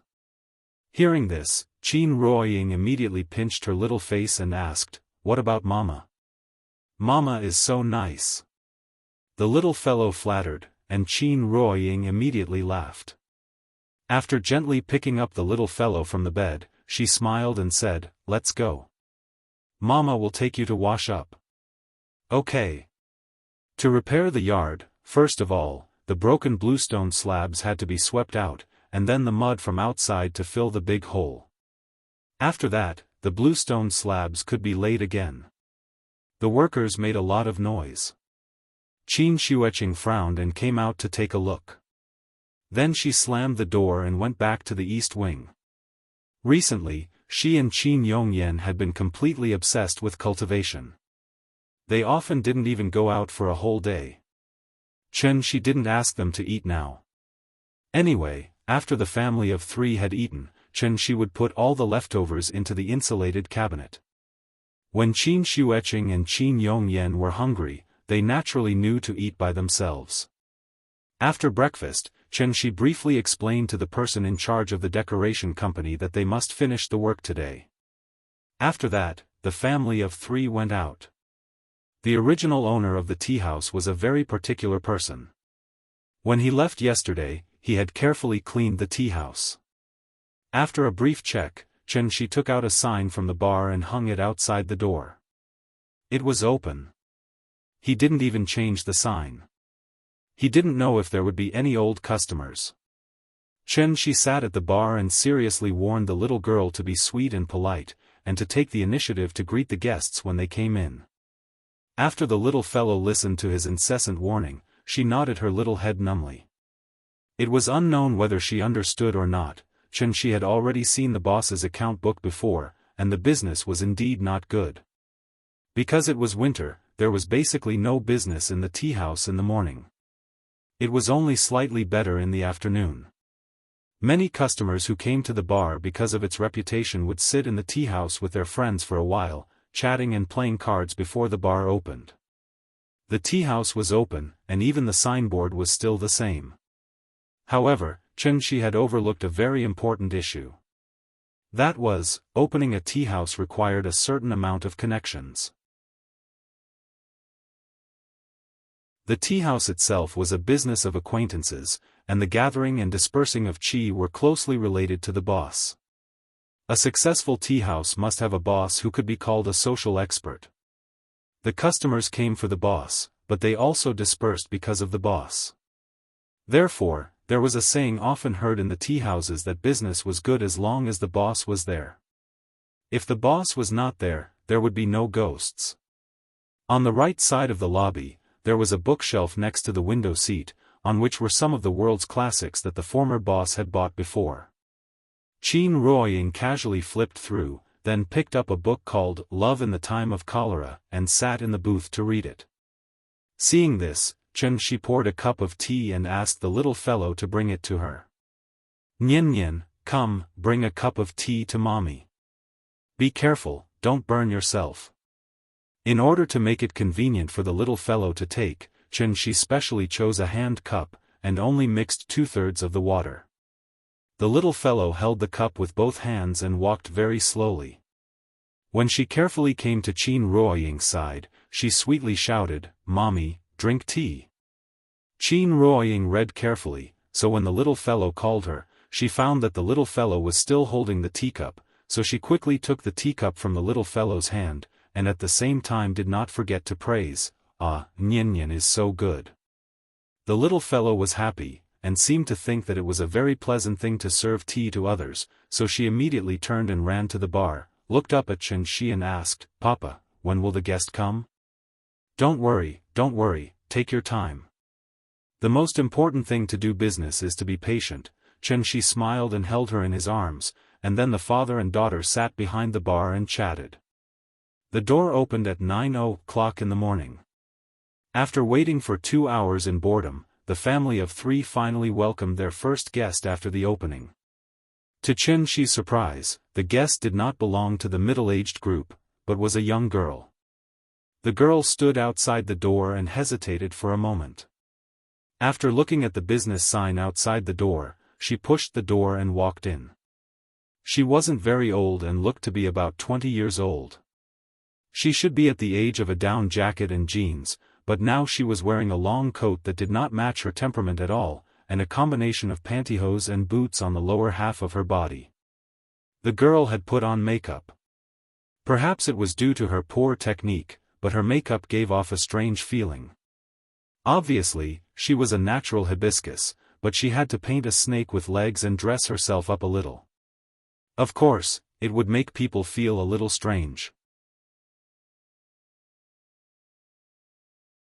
The girl entered the tea house, looked around, and saw that the right side of the booth was already occupied, so she went directly to the left side of the lobby by the window. Seeing this, Xianxia quickly patted the little fellow, indicating that it was time for her to receive the guest. They opened the shop to train the little fellow's social skills. If the little fellow did not perform well, then it would not be too late for him to come forward. Both parents were here, so the little fellow did not seem to be afraid of strangers.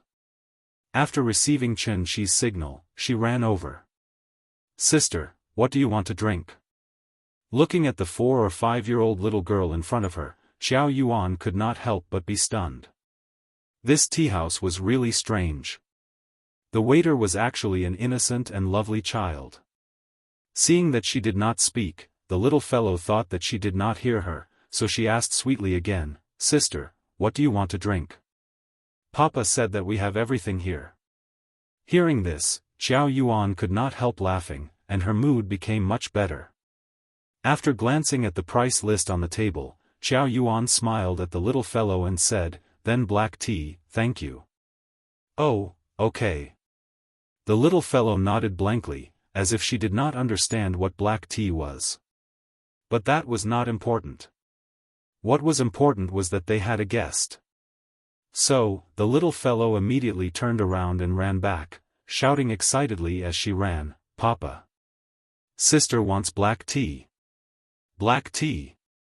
The little fellow's voice was very loud and sounded very excited. Even Qin Ruoying was startled by her. "Okay, I got it."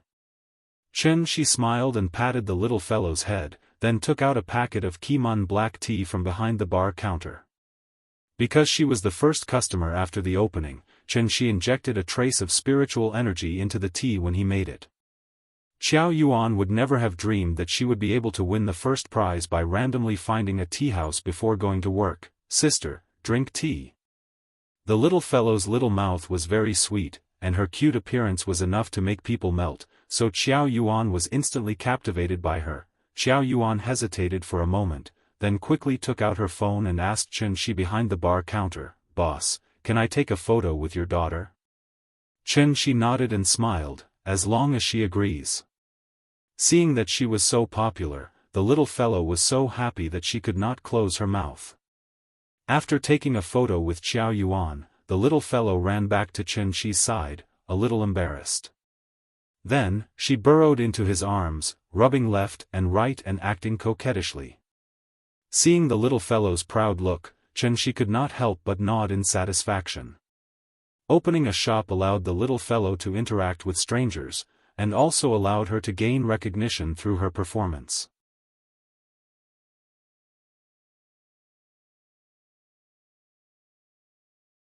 Chapter 136. After Xiao Yuan came, 3 more guests came one after another.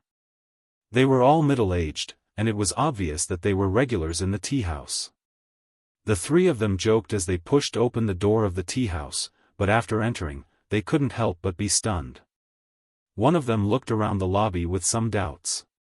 After making sure that he didn't go in the wrong way, he looked at Shi behind the bar and asked, "Where's old Su?" Hearing this, Shi explained with a smile, "This shop has been transferred. I'm the new owner here. Do you need anything?" "Oh," the man frowned and nodded, then turned to discuss with his companions. After the 3 of them whispered a few words, the one who spoke before said to Shi, 3 cups of plain tea." "Okay, please sit wherever you want." After that, they walked directly to the booth behind Qin Ruoying, as if they were very familiar with this place. After seeing them come over, Qin Ruoying hesitated for a moment, then took the book back to the bar. After all, she was the lady boss. It was not good to always occupy the best seat. She took out 3 cups from the cabinet. The little girl reached out to take it, but she hurriedly stopped her and said with a smile, "Don't worry, you can't take 3 cups. Daddy will help you." "Oh, okay." The little girl took back her little hand and nodded obediently. After she handed the cup to her, the little girl carefully followed behind Shi with the cup and walked toward the 3 people. "Oh, boss, is this your daughter?" "Well, yes." "How old is she?" 4.5 years old. Seeing the little girl eagerly following behind Shi, the person who spoke just now couldn't help but exclaim, "Your daughter is so cute, she's exactly the same as my little one when she was young." Shi smiled very politely, then patted the little girl's head and said to her, "Nian Nian, uncle is praising you. You're cute, quickly say thank you to uncle." Hearing this, the little girl said sweetly, "Thank you, uncle." "Oh, your child is so cute." "That's right, why didn't my wife give me a daughter back then?" "Come on, with your shabby appearance, how could you give birth to such a beautiful daughter? In my opinion, if your wife had really given birth to such a beautiful daughter for you, I'm afraid you would have taken her for a paternity test long ago. Bah, you can't spit out ivory from your dog mouth. The three of them seemed to have a good relationship with each other. She stood to the side and listened for a while, then said with a smile, "Please sit down, if there's anything you need, just tell me." "Okay, boss, you don't mind us." A Happy's family was always eye-catching. Therefore, Xiao Yuan had been secretly sizing up the family of three sitting behind the bar. The boss was handsome, and the lady boss was beautiful and virtuous. They didn't seem to lack money at all, and most importantly, they had a well-behaved and sensible child. Thinking about it, Xiao Yuan couldn't help but have a trace of envy in her eyes. Perhaps she realized that she had lost her composure, but when she saw Shi look in her direction, Xiao Yuan immediately lowered her head, then picked up the black tea on the table and drank it. The black tea entered her mouth, and the taste was mellow. But when it slowly seeped into her throat, Xiao Yuan faintly felt that there was a delicate fragrance going from her throat to her stomach. The taste was extremely mellow, fragrant, and sweet, which was simply intoxicating. After tasting it carefully, Xiao Yuan felt that her whole person was much more awake, and there was a sudden feeling of enlightenment in front of her. She held the cup in front of her and carefully studied the black tea. What kind of tea is this?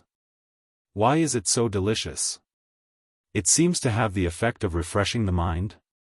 Xiao Yuan took another sip, and after tasting it carefully, she suddenly thought of something and quickly looked at the price list on the table. This cup of tea is so delicious, it must be very expensive, right? Thinking of this, she couldn't help but feel a little nervous. She had just looked at the price list, and if she remembered correctly, the cost here wasn't very high. However, the taste of this cup of tea made Xiao Yuan suspect that she had just seen wrongly, so she quickly picked up the price list and carefully looked at it. The cheapest was the vegetarian tea, 20 yuan per cup. Bilyuakun, 28 yuan per cup. Kimun black tea, 38 yuan per cup. And the most expensive Wui de Hong Pao, only 68 yuan per cup. 38 yuan? A cup of caramel macchiato at Starbucks cost more than 30 yuan, and such a mellow black tea only cost 38 yuan? For some reason, Xiao Yuan felt like she had picked up a bargain. If Shi knew what she was thinking now, he would probably be unable to help but chuckle. The tea leaves of this kind of tea house were usually bought wholesale from the tea market, one bag at a time. A bag of 500 grams, and a cup of 20 kilograms. Each cup of tea only required about 3 to 4 grams of tea leaves, and some people had a strong taste, so they put more than 10 grams of tea leaves. On average, one bag of tea leaves could make at least 100 cups of tea. Of course, this didn't mean that the tea house was a profiteering industry. After a little careful calculation, one would know that this tea house was definitely a loss-making business. The profits were high, but the corresponding rent, water, and electricity were also very expensive. The rent here was 35,000 yuan. How many cups of tea would it take to earn that much? Moreover, customers could sit here for a whole day after ordering a cup of tea. The tea house was only so big, so even if the business was booming, there was no way to receive more customers after it was full. Xiao Yuan was still savoring the taste of the black tea when her phone suddenly rang. Xiao Yuan quickly picked up the phone, and a man's voice sounded on the other end. Xiao, you're in luck today. The bill is issued before noon. Come quickly, you can still get lunch. Okay, I'll be right there. After hanging up the phone, Xiao Yuan shouted to Shi, "Boss, the bill." Hearing this, Shi immediately patted the little girl and said with a smile, "Nian, go collect the money, 38 yuan, remember to count it." Oh. The little girl thought for a moment and nodded. Then she jumped down from Qin Ruoying's arms and ran directly to Xiao Yuan. She imitated Shi and said, "Sister, 38 yuan." Xiao Yuan took out 2 20s and handed them directly to the little girl when she came over. The little girl took the money and then ran back to the bar. "Papa, here." Seeing this, Chen Shi and Qin Ruoying couldn't help looking at each other, and both of them laughed. The child didn't know how to add and subtract. It was simply deliberately making things difficult for her to count the money. "Sister gave too much money, so we have to give her change. Come on, Nian Nian, give these 2 yuan to sister." The little girl was a little confused. However, after hearing Chen Shi's words, she obediently took the 2 yuan and then ran quickly to Xiao Yuan. At this time, Xiao Yuan had already gotten up and was ready to go out. She seemed to have forgotten that the boss should give her change of 2 yuan. Seeing that she was about to push the door open and leave, the little girl hurriedly shouted, "Sister, your money." As she spoke, the little girl waved the money in her hand and ran excitedly to Xiao Yuan's side. Xiao Yuan raised her head and handed the 2 yuan to her. Xiao Yuan stopped and turned to take the 2 yuan in the little girl's hand. She touched her head and said with a smile, "Thank you, sister. Can you tell me your name?" "My name is Chen Nian." "Sister, you can call me Nian Nian." After that, the little girl immediately ran back to the bar, seeming a little embarrassed. "Goodbye, Nian Nian. I'll come to see you tomorrow." Xiao Yuan smiled and shouted at the little girl's back. The little girl didn't look back, so she looked at the couple behind the bar and politely waved to them before leaving. Seeing this, Chen Shi smiled at her in response. Xiao Yuan left.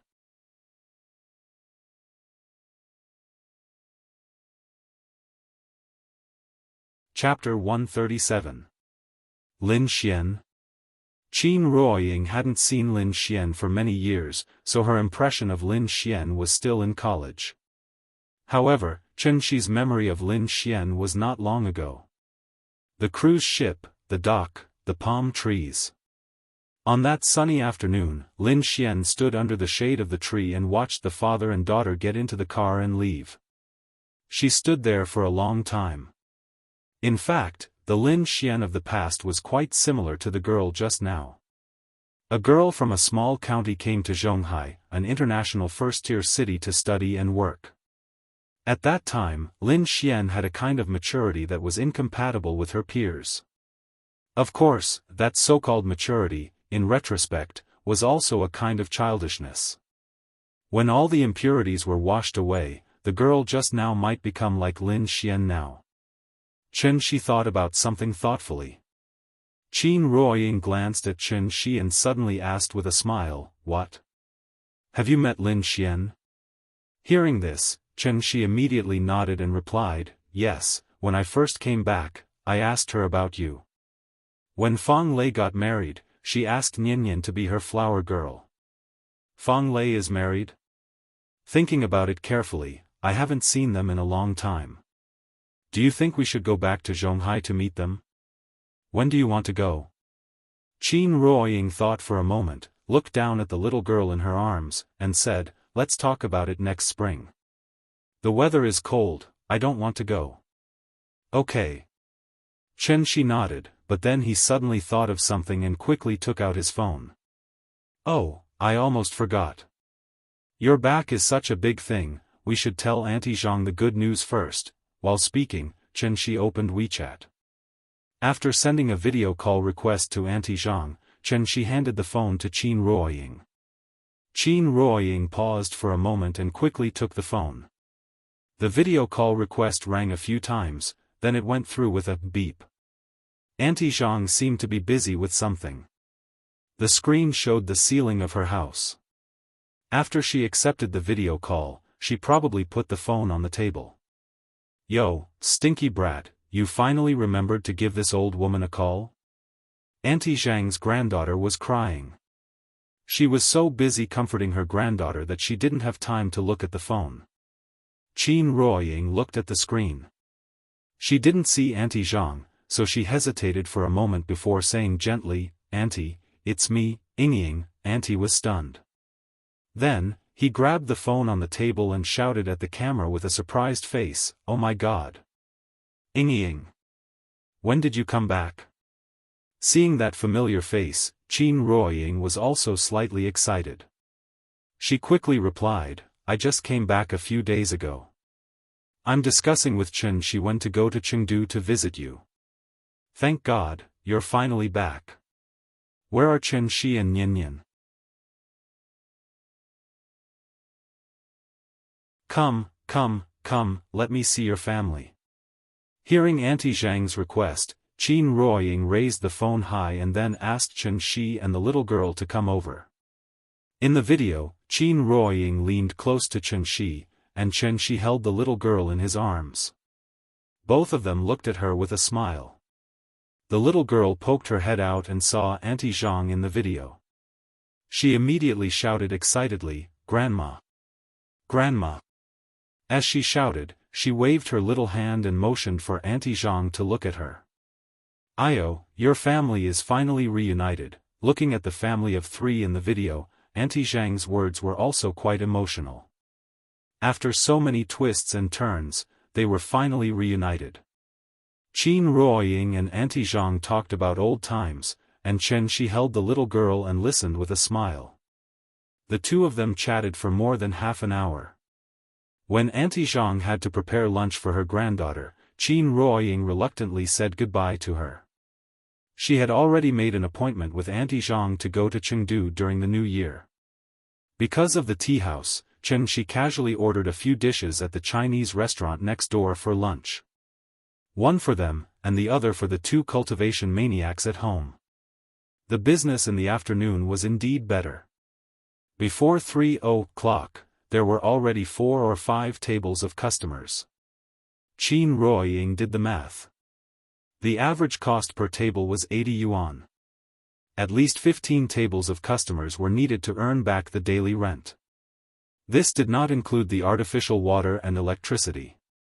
Of course, they did not want to make money. Qin Ruoying did the math just for fun.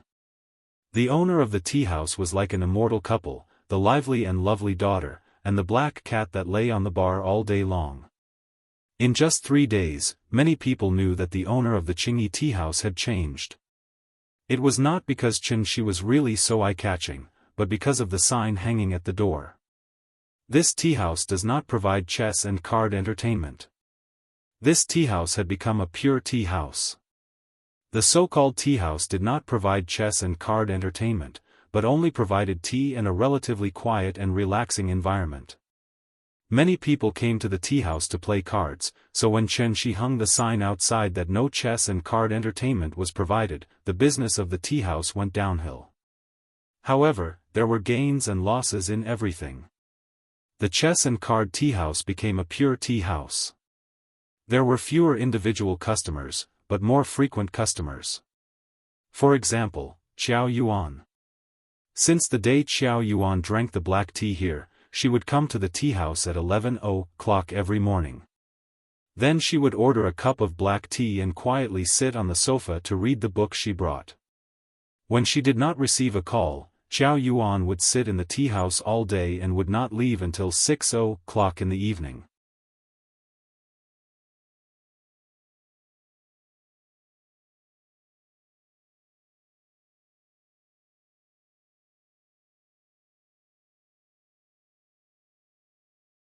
Chen Shi turned his head and saw that not far from the street, there were more than 10 or 20 people blocking the door of a bar. This group of people was not old, about 20 years old. They were very arrogant and their mouths were full of obscenities. A young man who looked like the person in charge of the bar was surrounded in the middle and seemed to be trying to discuss something with them. There were more and more people around. Chen Shi listened for a while and got a general idea of the situation. This was a shill bar. The so-called shill bar was that, while operating normally, it would arrange some keyboard players to chat with people on the internet, using dates as bait to lure people to come here to spend money. If it was a normal customer who came to the bar to spend money, then they would think that the bar was not bad and the cost was not high. But if it was a customer who was brought here by a bartender, then their spending here would be more than 10 times higher. Shill bars were not only in the form of bars. Many coffee shops, restaurants, gift shops, and even teahouses might be shill bars. Shill bars had become a complete industry chain, mainly composed of keyboard players, bartenders, and consumption places. Among them, the larger ones might also have a manager. Keyboard players disguised their information as a young and beautiful woman through social media software such as QQ, WeChat, Momo, Tantuan, or dating websites and dating forums, and then seduced some single men or men with bad intentions to come out and meet them. After the keyboard players chatted with the fat sheep online to a certain extent, the bartenders would come out to meet the customers. They did not need to be too beautiful, just with good facial features. In fact, they also used the dirty thoughts of some men. The meeting place was generally near the shill bar. The bartenders themselves were different from what the fat sheep saw on the internet. Most of the fat sheep would not doubt it, because most of them would be dazzled by this sudden encounter. After the meeting, the bartenders would first accompany the fat sheep for a walk, and then take the opportunity to say that they were tired and wanted to sit in the shill bar. Of course, the fat sheep would not refuse. Instead, he looked forward to the bartenders getting drunk. If the fat sheep had not been dazzled by the encounter, he would look at the price list before the bartenders ordered. The items in the shill bar were all priced clearly. If the fat sheep thought it was expensive, he could leave at any time. But if the fat sheep did not even look at the price list and directly wanted to pretend to be rich in front of the bartenders, then it would be embarrassing. 2 drinks and a fruit plate of 388 yuan. This was only the first step, and the price would be lighter. If the fat sheep agreed to let the bartenders order wine, it would be upgraded to the second step. A red wine that cost more than 10 yuan would be sold here for 1,888 yuan and 3,888 yuan. A black-hearted person could even ask for 8,888 yuan directly. If the fat sheep refused to pay, then sorry, the shill bar's hatchet man would come out. It was not a real fight, but a threat. If he did not pay, he would not leave. A smarter fat sheep would ask to share with the bartenders, only give half of the money, and then call the police afterwards. However, it was a pity that the industry itself was in a gray area. As long as the boss of the shill bar was smart, even if the fat sheep called the police afterwards, the boss only needed to refund the money, because they did not break the law. There was a price list on each table. The price was clearly marked, and it was voluntary. Xiao Yuan was obviously a bartender's. But what was strange was that the fat sheep were generally spendthrifts who did not have much social experience. This group of young people who blocked the door of the bar and made trouble were not good people at first glance. To put it bluntly, they were not cut out to be fat sheep. What the hell was going on here? She held the little fellow outside the tea house and watched the bustle. At this time, someone said, "She's in the tea house over there." After the group of people heard this sentence, they immediately rushed in the direction of Shi. Several guests in the tea house were still happily watching the bustle, but when they saw the group of people suddenly coming over, they quickly hid to the side. There was a street outside the tea house, and across the street was Ho-Hai. Shi and Qin Ruoying stood side by side at the entrance of the tea house. After the group of young people came over, they surrounded them. The little fellow was obviously frightened by their formation, so he immediately shrank back into Shi's arms. Seeing this, Shi handed the little fellow to Qin Ruoying, and then motioned her to take the child in first.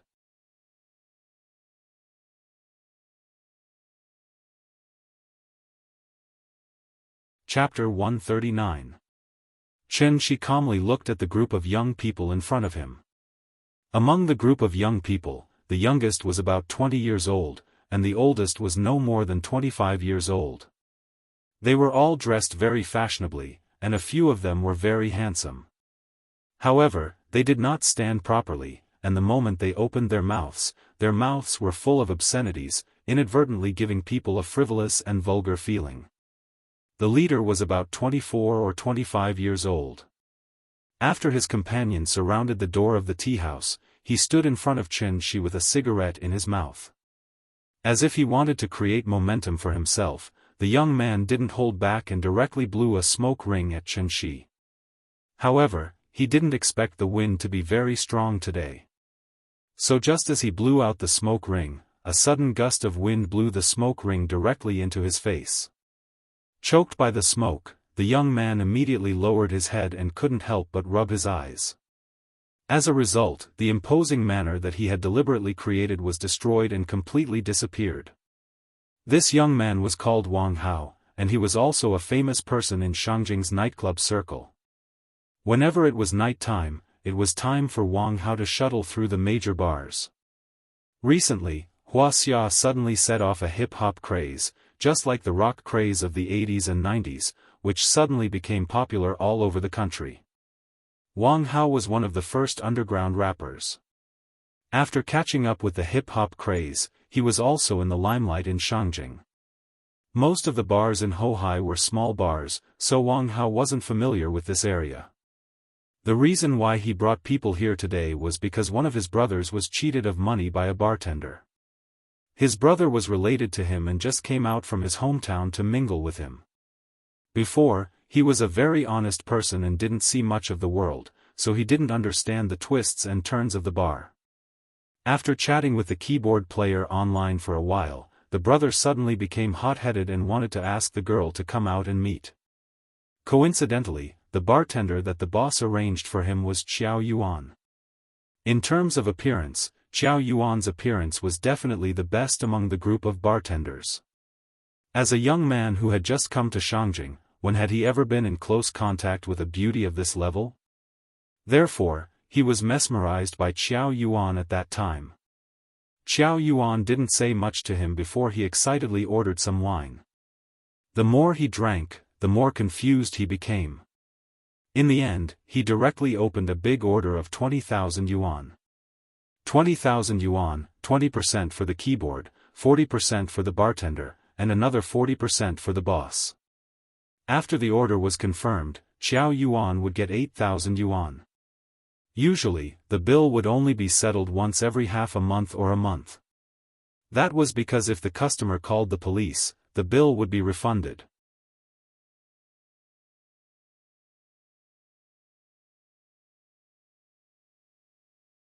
The glass seemed to be tempered glass, and the stone only made a loud collision sound when it hit it. The stone fell to the ground, but the glass didn't move. The young man was not convinced. After fiercely staring at Qianxi, he picked up the stone from the ground again. But this time, he didn't smash the stone out. Instead, he stood directly in front of the glass window with the stone. Bang! Bang! Bang! The young man held the stone and smashed the glass with all his strength.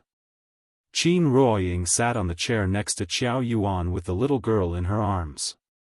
The little girl shrank in Qin Ruoying's arms. This movement not only scared the little girl, but also the guests in the tea house. Seeing that the young man kept smashing the glass with the stone, the guests retreated to the corner. This group of young people was simply lawless. The young man smashed the stone for a while, but there was still no trace of damage on the glass. At this moment, Qianxi spoke. "That's tempered glass. Be careful, don't hurt your own hand and come back to me later to pay for the medical expenses." As soon as he finished speaking, the young man picked up the stone and smashed it again as if he didn't hear him at all. Bang! The loud collision sounded again. Immediately after, the young man suddenly let out a wail that sounded like a pig being slaughtered. Everyone hurriedly turned to look, only to see him covering his right hand with his left hand and constantly shouting. Blood dripped down from his fingers. It seemed that Qianxi was right.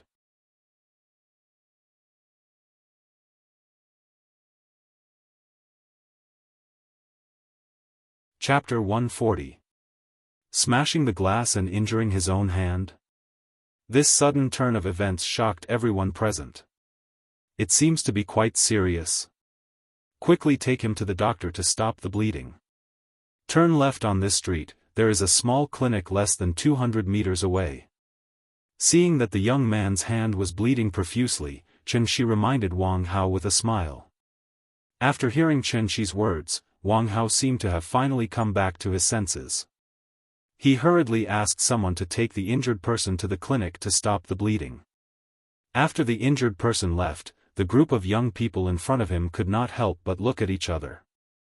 They wanted to smash someone else's glass as a demonstration, but they did not expect to injure their own hand instead of breaking the glass.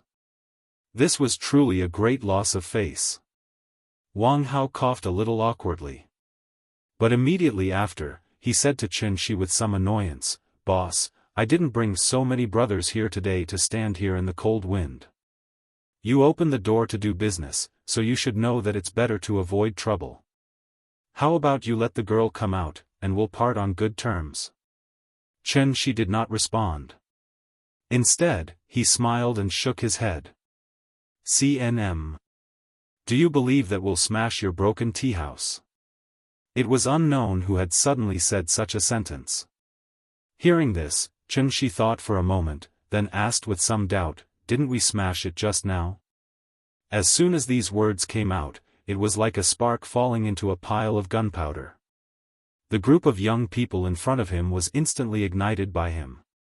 A few of the hot-tempered ones were about to rush up on the spot. Looking at their aggressive postures, it seemed like they were about to make a move. However, before Qianxi could react, Wang Hao had already opened his arms and stopped them. Wang Hao was not stupid, and he was already past the age of fighting for personal feelings. Although he usually acted extremely arrogantly, in reality, he was very measured in his actions. This was not a small county, but the capital of Wuxia Xianxia. The water in Xianxia was very deep. If you casually threw a brick on the street, it could hit a big shot that they absolutely could not afford to offend. Wang Hao had come from a small county and had finally made a name for himself. So how could he do something as stupid as taking the lead to cause trouble? Even if they wanted to make a scene, they would only do so after he left. Just like wine stalls, every industry had its own rules of survival. Throwing stones and smashing glass was actually not a problem at all. Even if they rushed in and smashed things up, they would only need to pay some money in the end. Article 275 of the criminal law clearly stipulates that, in cases of intentional destruction of property, if the loss of public or private property exceeds 5,000 renminbi, the case shall be filed for prosecution.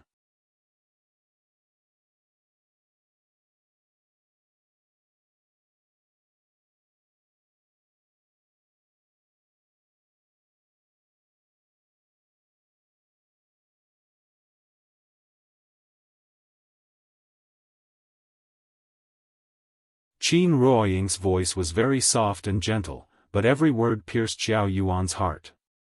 Xiao Yuan lowered her head in silence. After a long while, her tears flowed down silently. Seeing that his wife was about to talk about life ideals with others, Qianxi held the little fellow and sat in the center of the lobby, leaving some private space for them. Xiao Yuan sobbed in a low voice. Qin Ruoying waited for a moment, then took out a few tissues and handed them to her. "Can you tell me why?" Xiao Yuan took the tissues and wiped her tears.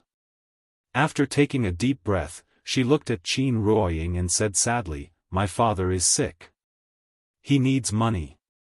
I've done a lot of work, but I can't make any money. Someone recommended me to work in a KTV.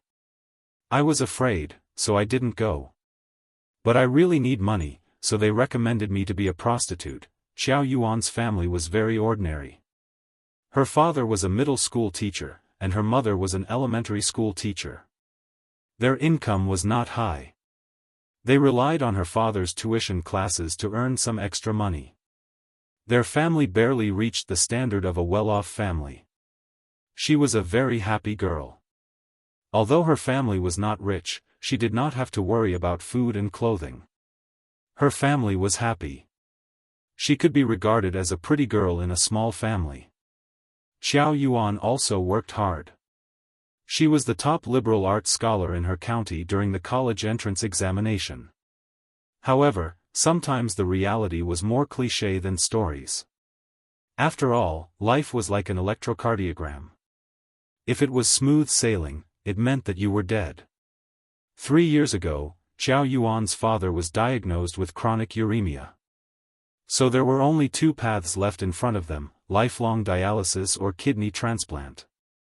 The price of dialysis was not too expensive. The charge was slightly different in each place. The price of a single dialysis was about 400 yuan. A patient had to undergo dialysis at least 3 or 4 times a week, about 13 times a month. It cost 5,200 yuan, about 60,000 yuan a year. 60,000 yuan didn't sound like much. However, for an ordinary family in a small county, this was already a huge expense. Because of his health, Qiao Yuan's father was forced to close the tuition classes. However, he did not quit. Instead, he insisted on going to work every day. Qiao Yuan's father often said, Qiao, don't worry about family matters. Just study hard. When you graduate and find a good job, Dad can enjoy life. This illness was not life-threatening for a while, but it would put a lot of financial pressure on a family. So every time Qiao Yuan returned home, she would feel that her parents had aged a lot. It was also because of this that Qiao Yuan worked part-time while studying hard to earn scholarships since her freshman year. She had done many jobs, such as waitress, tutor, courier, and part-time model. Part-time model was the fastest way to earn money, but this kind of good thing was not common. In fact, she had the qualifications to become a contract model, but Qiao Yuan did not forget that she was still a student. So, she decisively refused. She wanted to give her father a kidney transplant, but it was a sky-high price. The kidney source started at 200,000 yuan, and the surgery cost 50,000 to 60,000 yuan. After the kidney transplant was successful, he would need to take anti-rejection drugs, which cost about 10,000 yuan a month. After half a year, she would have to pray that there would be no infection or rejection. Otherwise, the condition might worsen. Moreover, a kidney source was not easy to find. Although a kidney transplant might not be able to cure him, compared to lifelong dialysis, a kidney transplant was indeed the most ideal treatment.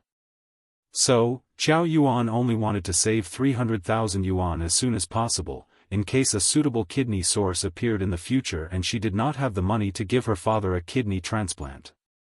Qiao Yuan was very thrifty. Even the clothes she was wearing were borrowed from her best friend. There were 38 cups of black tea in Chen Xi's tea house. If it were not for the fact that the bar saleswoman had to wait near the bar at all times, and sometimes she would wait for a whole day, she would not come in and sit down for a cup of tea. Being a bar saleswoman was indeed very profitable. In addition, she had some beauty. So, Qiao Yuan had successfully slaughtered a few fat sheep in just half a month. The money came so easily, but it also made Qiao Yuan feel a sense of guilt. So, she saved these people's phone numbers. She had already decided that when her father recovered from his illness, she would return the money to these people one by one and sincerely say, "Thank you." She really could not think of any other way, so, sorry. Qin Ruoying was a very qualified listener. She sat there and quietly listened to Qiao Yuan's story. After Qiao Yuan finished her story, Qiao Yuan could no longer hold it in. She suddenly lay on the bar counter and burst into tears.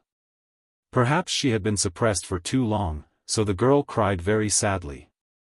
Seeing this, Qin Ruoying gently put the tissue next to Qiao Yuan. Then, she looked at Chen Shi thoughtfully. Chen Shi saw this and nodded gently at her. With his 5 senses, he could easily determine whether the girl was lying or not. When Qiao Yuan was talking just now, Chen Shi was listening quietly by the side. So he was very sure that the girl was not lying.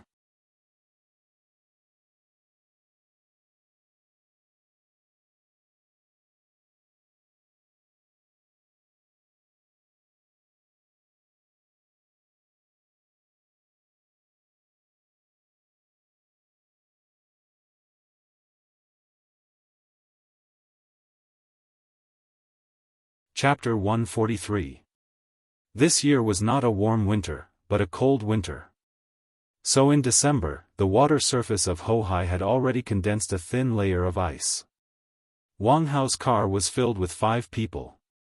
After the car drove into the water, the 5 people struggled to swim back to the shore. The other people on the shore hurriedly pulled them up. Looking at the people who were squeezing into the car, the middle-aged policeman couldn't help but sigh, karma. Although tourists accidentally fell into Hohai from time to time, the middle-aged policeman had been in this area for so long, and he really hadn't heard of anyone who could drive a car into Hohai. The car was probably scrapped, and how to get it out had become a big problem.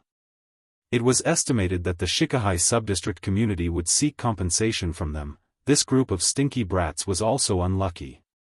But this was no longer the middle-aged policeman's business, so he called the young policeman and prepared to leave. "Comrade, take care."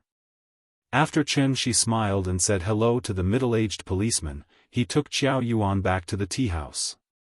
As soon as they walked into the tea-house, Qin Ruoying glanced at Chen-shi with a smile. She knew what happened outside, so she guessed that this must be Chen-shi's good deed. Young people don't know the immensity of heaven and earth, a little punishment is okay. After being disturbed by this group of bastards, the guests at the table who just left didn't even pay the bill. Now they didn't know where they went. After the couple cleaned up the teacups at their table, they returned to the bar with the little girl in their arms. Xiao Yuan stood in the lobby stupidly and looked at their calm appearance. For a while, she didn't know what to say. After a long time, Xiao Yuan came to the bar, bowed to the couple, and said sincerely, "Boss, lady boss, thank you." Hearing this, Qin Ruoying said with a smile, "Give you a piece of advice, don't do this in the future.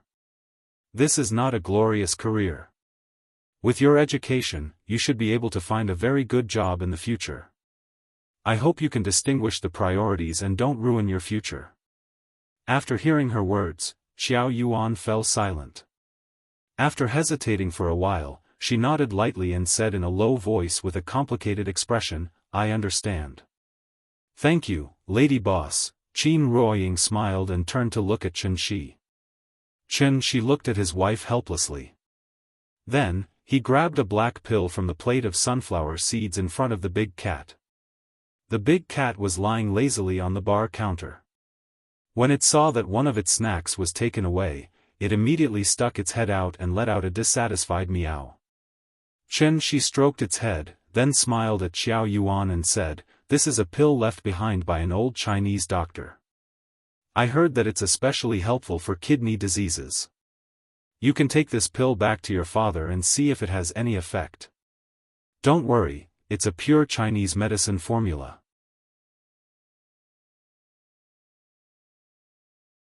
Even if it doesn't have any effect, there definitely won't be any side effects." Xiao Yuan took the pill skeptically. After glancing at it, she wrapped the pill in a tissue and said to Chen-shi solemnly, "Thank you, boss, go, come, Nian, say goodbye to your sister." "Goodbye, sister." Hearing this, the little girl immediately stood on Chen-shi's lap and stuck her head out from behind the bar counter. She smiled and waved goodbye to Xiao Yuan. "Goodbye, Nian, sister will come to see you later." Xiao Yuan turned and left with a complicated expression. After leaving the tea house, she couldn't help but look back at the signboard with the words, "Qingyi Tea House," written on it. Then, as if she had finally made up her mind, she quickly walked towards the bar. The weather wasn't very good today. It was always gray. Although it wasn't hazy yet, there wasn't even a bit of sunlight in the cold weather. There was no way to cheer people up. After the little episode just now, it was already 4:30 in the afternoon. Perhaps she had been infected by the big cat. The little girl sat on Chen-shi's lap and lazily put her chin on the bar counter. She constantly blew with her small mouth, trying to blow a tissue into the air. Chen-shi wanted to take her out for a walk, but the little girl pouted and shook her head. It looked like she didn't want to move at all. The TV in the tea house didn't have a broadcasting function, so she couldn't order cartoons. Since she couldn't watch cartoons, she wanted to serve tea to the customers. There weren't many customers, so the little girl was bored to death. Qin Ruoying saw this and smiled gently. Nian Nian, Mommy will tell you a story, okay? Hearing this, the little girl's eyes suddenly lit up. Mommy's stories were better than Daddy's stories. So she immediately climbed from Chen Shi's lap to Qin Ruoying's lap. Then she shook Qin Ruoying's arm and smiled. Mommy, tell me. Okay, sit down first. Mommy will tell you a story. Once upon a time, there was a temple on the mountain. Qin Ruoying told the little girl the story of the 3 monks. But before the story was half finished, the door of the tea house was suddenly pushed open. Seeing this, Chen Shi interrupted Qin Ruoying's story and said directly to the little girl, Nian Nian, look, there are guests. Guests? After a few days of getting used to it, the little girl had become familiar with the reception work of the tea house. So when she heard that there were guests, she was so excited that she wanted to jump out of Qin Ruoying's arms. Qin Ruoying was afraid that she would jump and fall, so she had to put her down carefully. The little girl seemed to be very enthusiastic about greeting guests. So when she stepped on the ground, she ran out from behind the bar counter.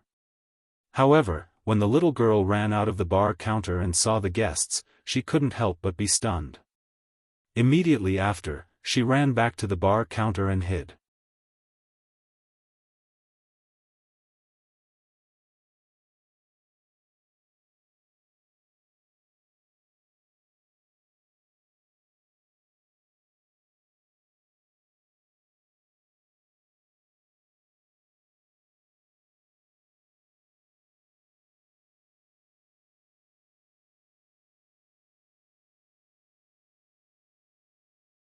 Chapter 145. Playing marbles was actually a very fair competitive game, and it was very helpful for children to learn physics in the future. For example, when they learned about parabola, momentum, force, and other subjects, they could not help but think of playing marbles as a child. This also made it easier for children to understand the content of the teacher's lecture. The little girl had never played this kind of game in her life, so she was immediately excited. The twins were already veterans at this game. When they saw that their sister did not know how to play, they let her play. The little girl played 3 times, but they only played once. Qin Ruoying accompanied the children, and Chen Shi accompanied the old man to play Go. However, halfway through the game, the old man's phone suddenly rang. The old man took out his phone and looked at it. His face suddenly sank. After picking up the phone, the old man did not wait for the person on the other end of the phone to speak first. He said directly into the phone, "I'm here, don't rush me." After that, he seemed very impatient and hung up the phone. When Chen Shi saw this, he smiled and asked, "Is there anything else?" "Sigh, some family matters. I have to go. I lost this game. Let's come back another day." The old man shook his head and said. After a gentle sigh, he stood up reluctantly and asked casually, "How much is this tea? You've been sitting here for less than half an hour, and you haven't drunk much tea. You don't have to pay. This bill is on me." Since Chen Shi said so, the old man didn't hold back. After thanking Chen Shi, he told his 2 grandsons that it was time to leave. When the twins heard their grandfather's call, they were stunned for a moment. They could not help but mutter, "So fast." They seemed to know that they had something to do later, so they reluctantly said to the little girl, "Sister, we have to go. We'll come back tomorrow to play with you." While talking, the 2 brothers also picked up the marbles on the ground.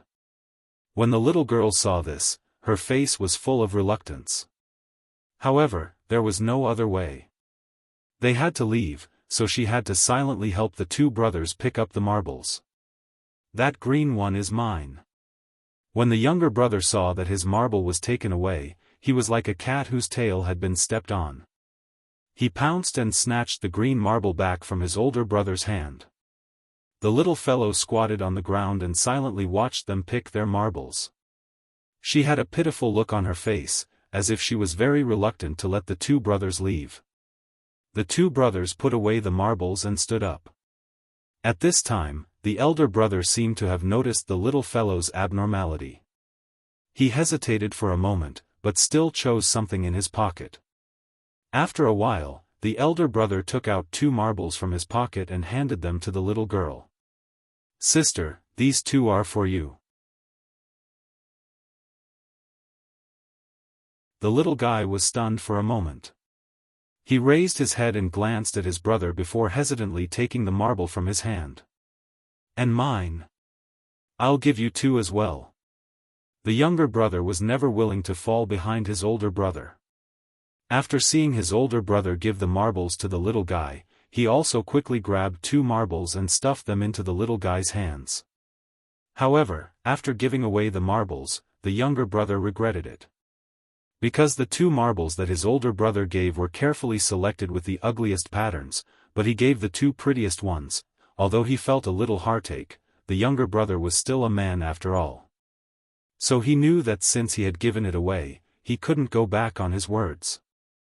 Thus, he stood together with his older brother and waved goodbye to the little guy. "Goodbye, sister. I'll come and play with you in the future." "And me. I'll come and play with you too." The 2 brothers fought to be the first to say goodbye to the little guy. Seeing this, the little girl also stood up and waved her small hand that was holding the marbles at them. "Goodbye," the twins left. The little guy stood on the spot and lowered his head to look at the marbles in his hands. No one knew what he was thinking about. Qin Ruoying waited quietly for a while before lightly walking over. He squatted beside the little guy and pulled him into his arms. "Nian Nian, your brothers gave you something. Did you say thank you to them?" Hearing this, the little guy immediately used his little hands to hug Qin Ruoying's neck. After thinking for a while, she then asked in anticipation beside Qin Ruoying's ear, "Mama, when will my brothers come and play with me again?" Qin Ruoying smiled and didn't answer immediately. She carried the little guy to Chen Shi's side. Chen Shi took the little guy and used his hand to scratch the tip of her little nose. He then smiled and said to her, "Your brothers will come again tomorrow and play with you again. Are you happy?" "Happy." Hearing Chen Shi's words, the little guy finally broke into a smile and happily played with the marbles. Seeing this, the husband and wife both laughed. Twins were really much more fortunate than only children. The next morning, the little guy seemed to still be thinking about the 2 little brothers who looked exactly the same yesterday. So just after drinking a mouthful of pumpkin porridge, she couldn't wait to shout that she wanted to go to the tea house. "Nian Nian, don't be anxious. Finish your breakfast first. It's still early now. They won't come even if you go." Qin Ruoying served the little guy breakfast while Chen Shi tidied up the room. After the family of 3 finished breakfast and were about to leave for the tea house, the door of the east wing suddenly opened. Qin Xueqing actually went out. She had just walked out of the door when she saw the family of 3 standing on the steps of the west wing, staring straight at her.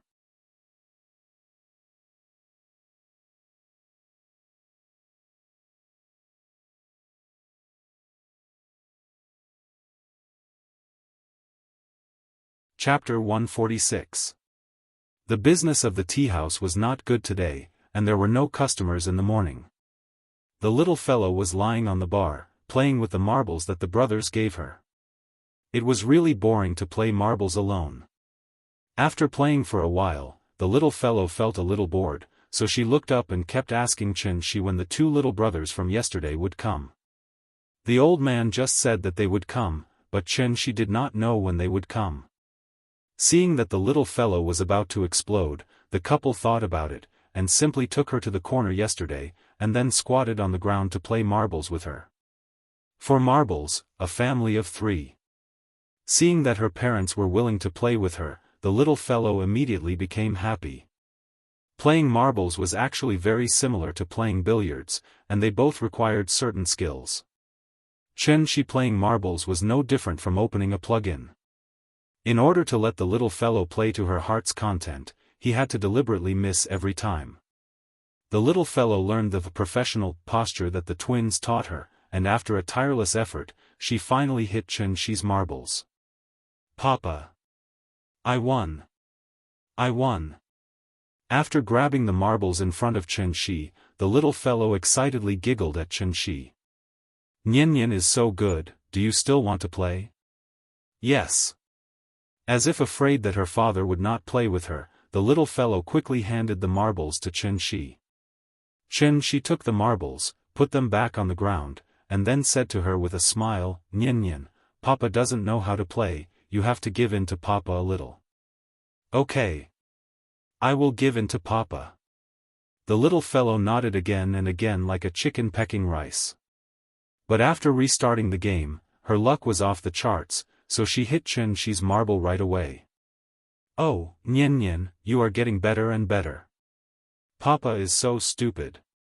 I won again." The couple squatted beside the little fellow, looking at their daughter's flushed face because of too much excitement. They could not help but reach out and pinch her little face. "Annoying. Papa is annoying. Mama is so annoying." The little fellow twisted her body to avoid the attack, which made Xianxi and Qin Ruoying laugh out loud. With the company of his parents, the boring morning passed quickly. The three of them had just finished lunch when the door of the tea house was pushed open.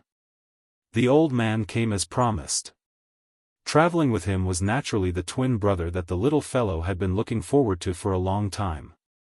After the short interaction yesterday, the three little guys had cultivated a deep enough friendship. So when the two brothers walked into the tea house, they immediately looked around for the little fellow. "Sister, we're here." After seeing the little fellow, the two brothers hurriedly ran out and surrounded her.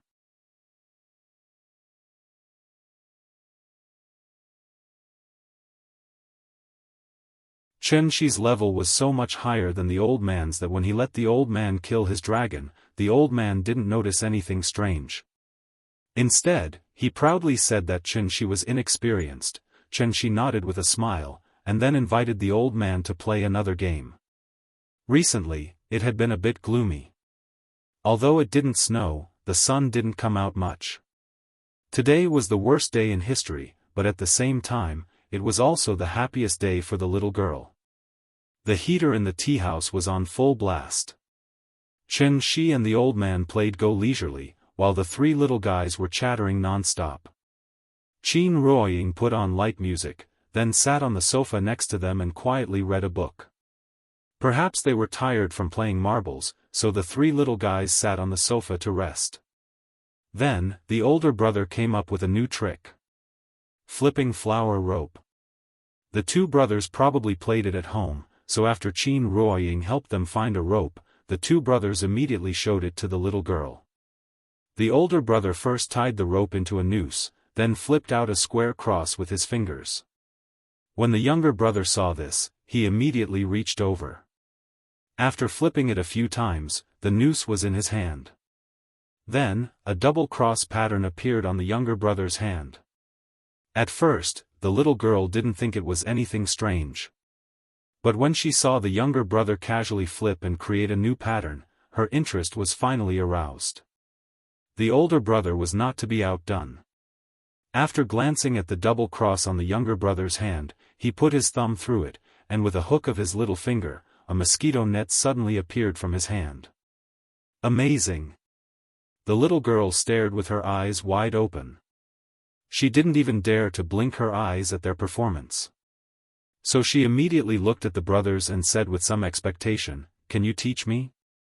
Hearing this, the older brother immediately took back his hand, took the rope, and handed it to the little girl. "Sister, come, I'll teach you." However, before the little girl reached out to take it, the younger brother suddenly snatched the rope from the older brother's hand, then held the rope and said to the little girl, "Sister, don't let him teach you. I'll teach you. Give it to me. I'll teach you." "No. I'll teach you. I'll teach you. I'll teach you." Seeing this, Qin Ruoying couldn't help shaking her head and laughing. You're tuning in to the Unparalleled SwordWill YouTube channel. Don't forget to subscribe and join us on this journey to catch the most captivating stories.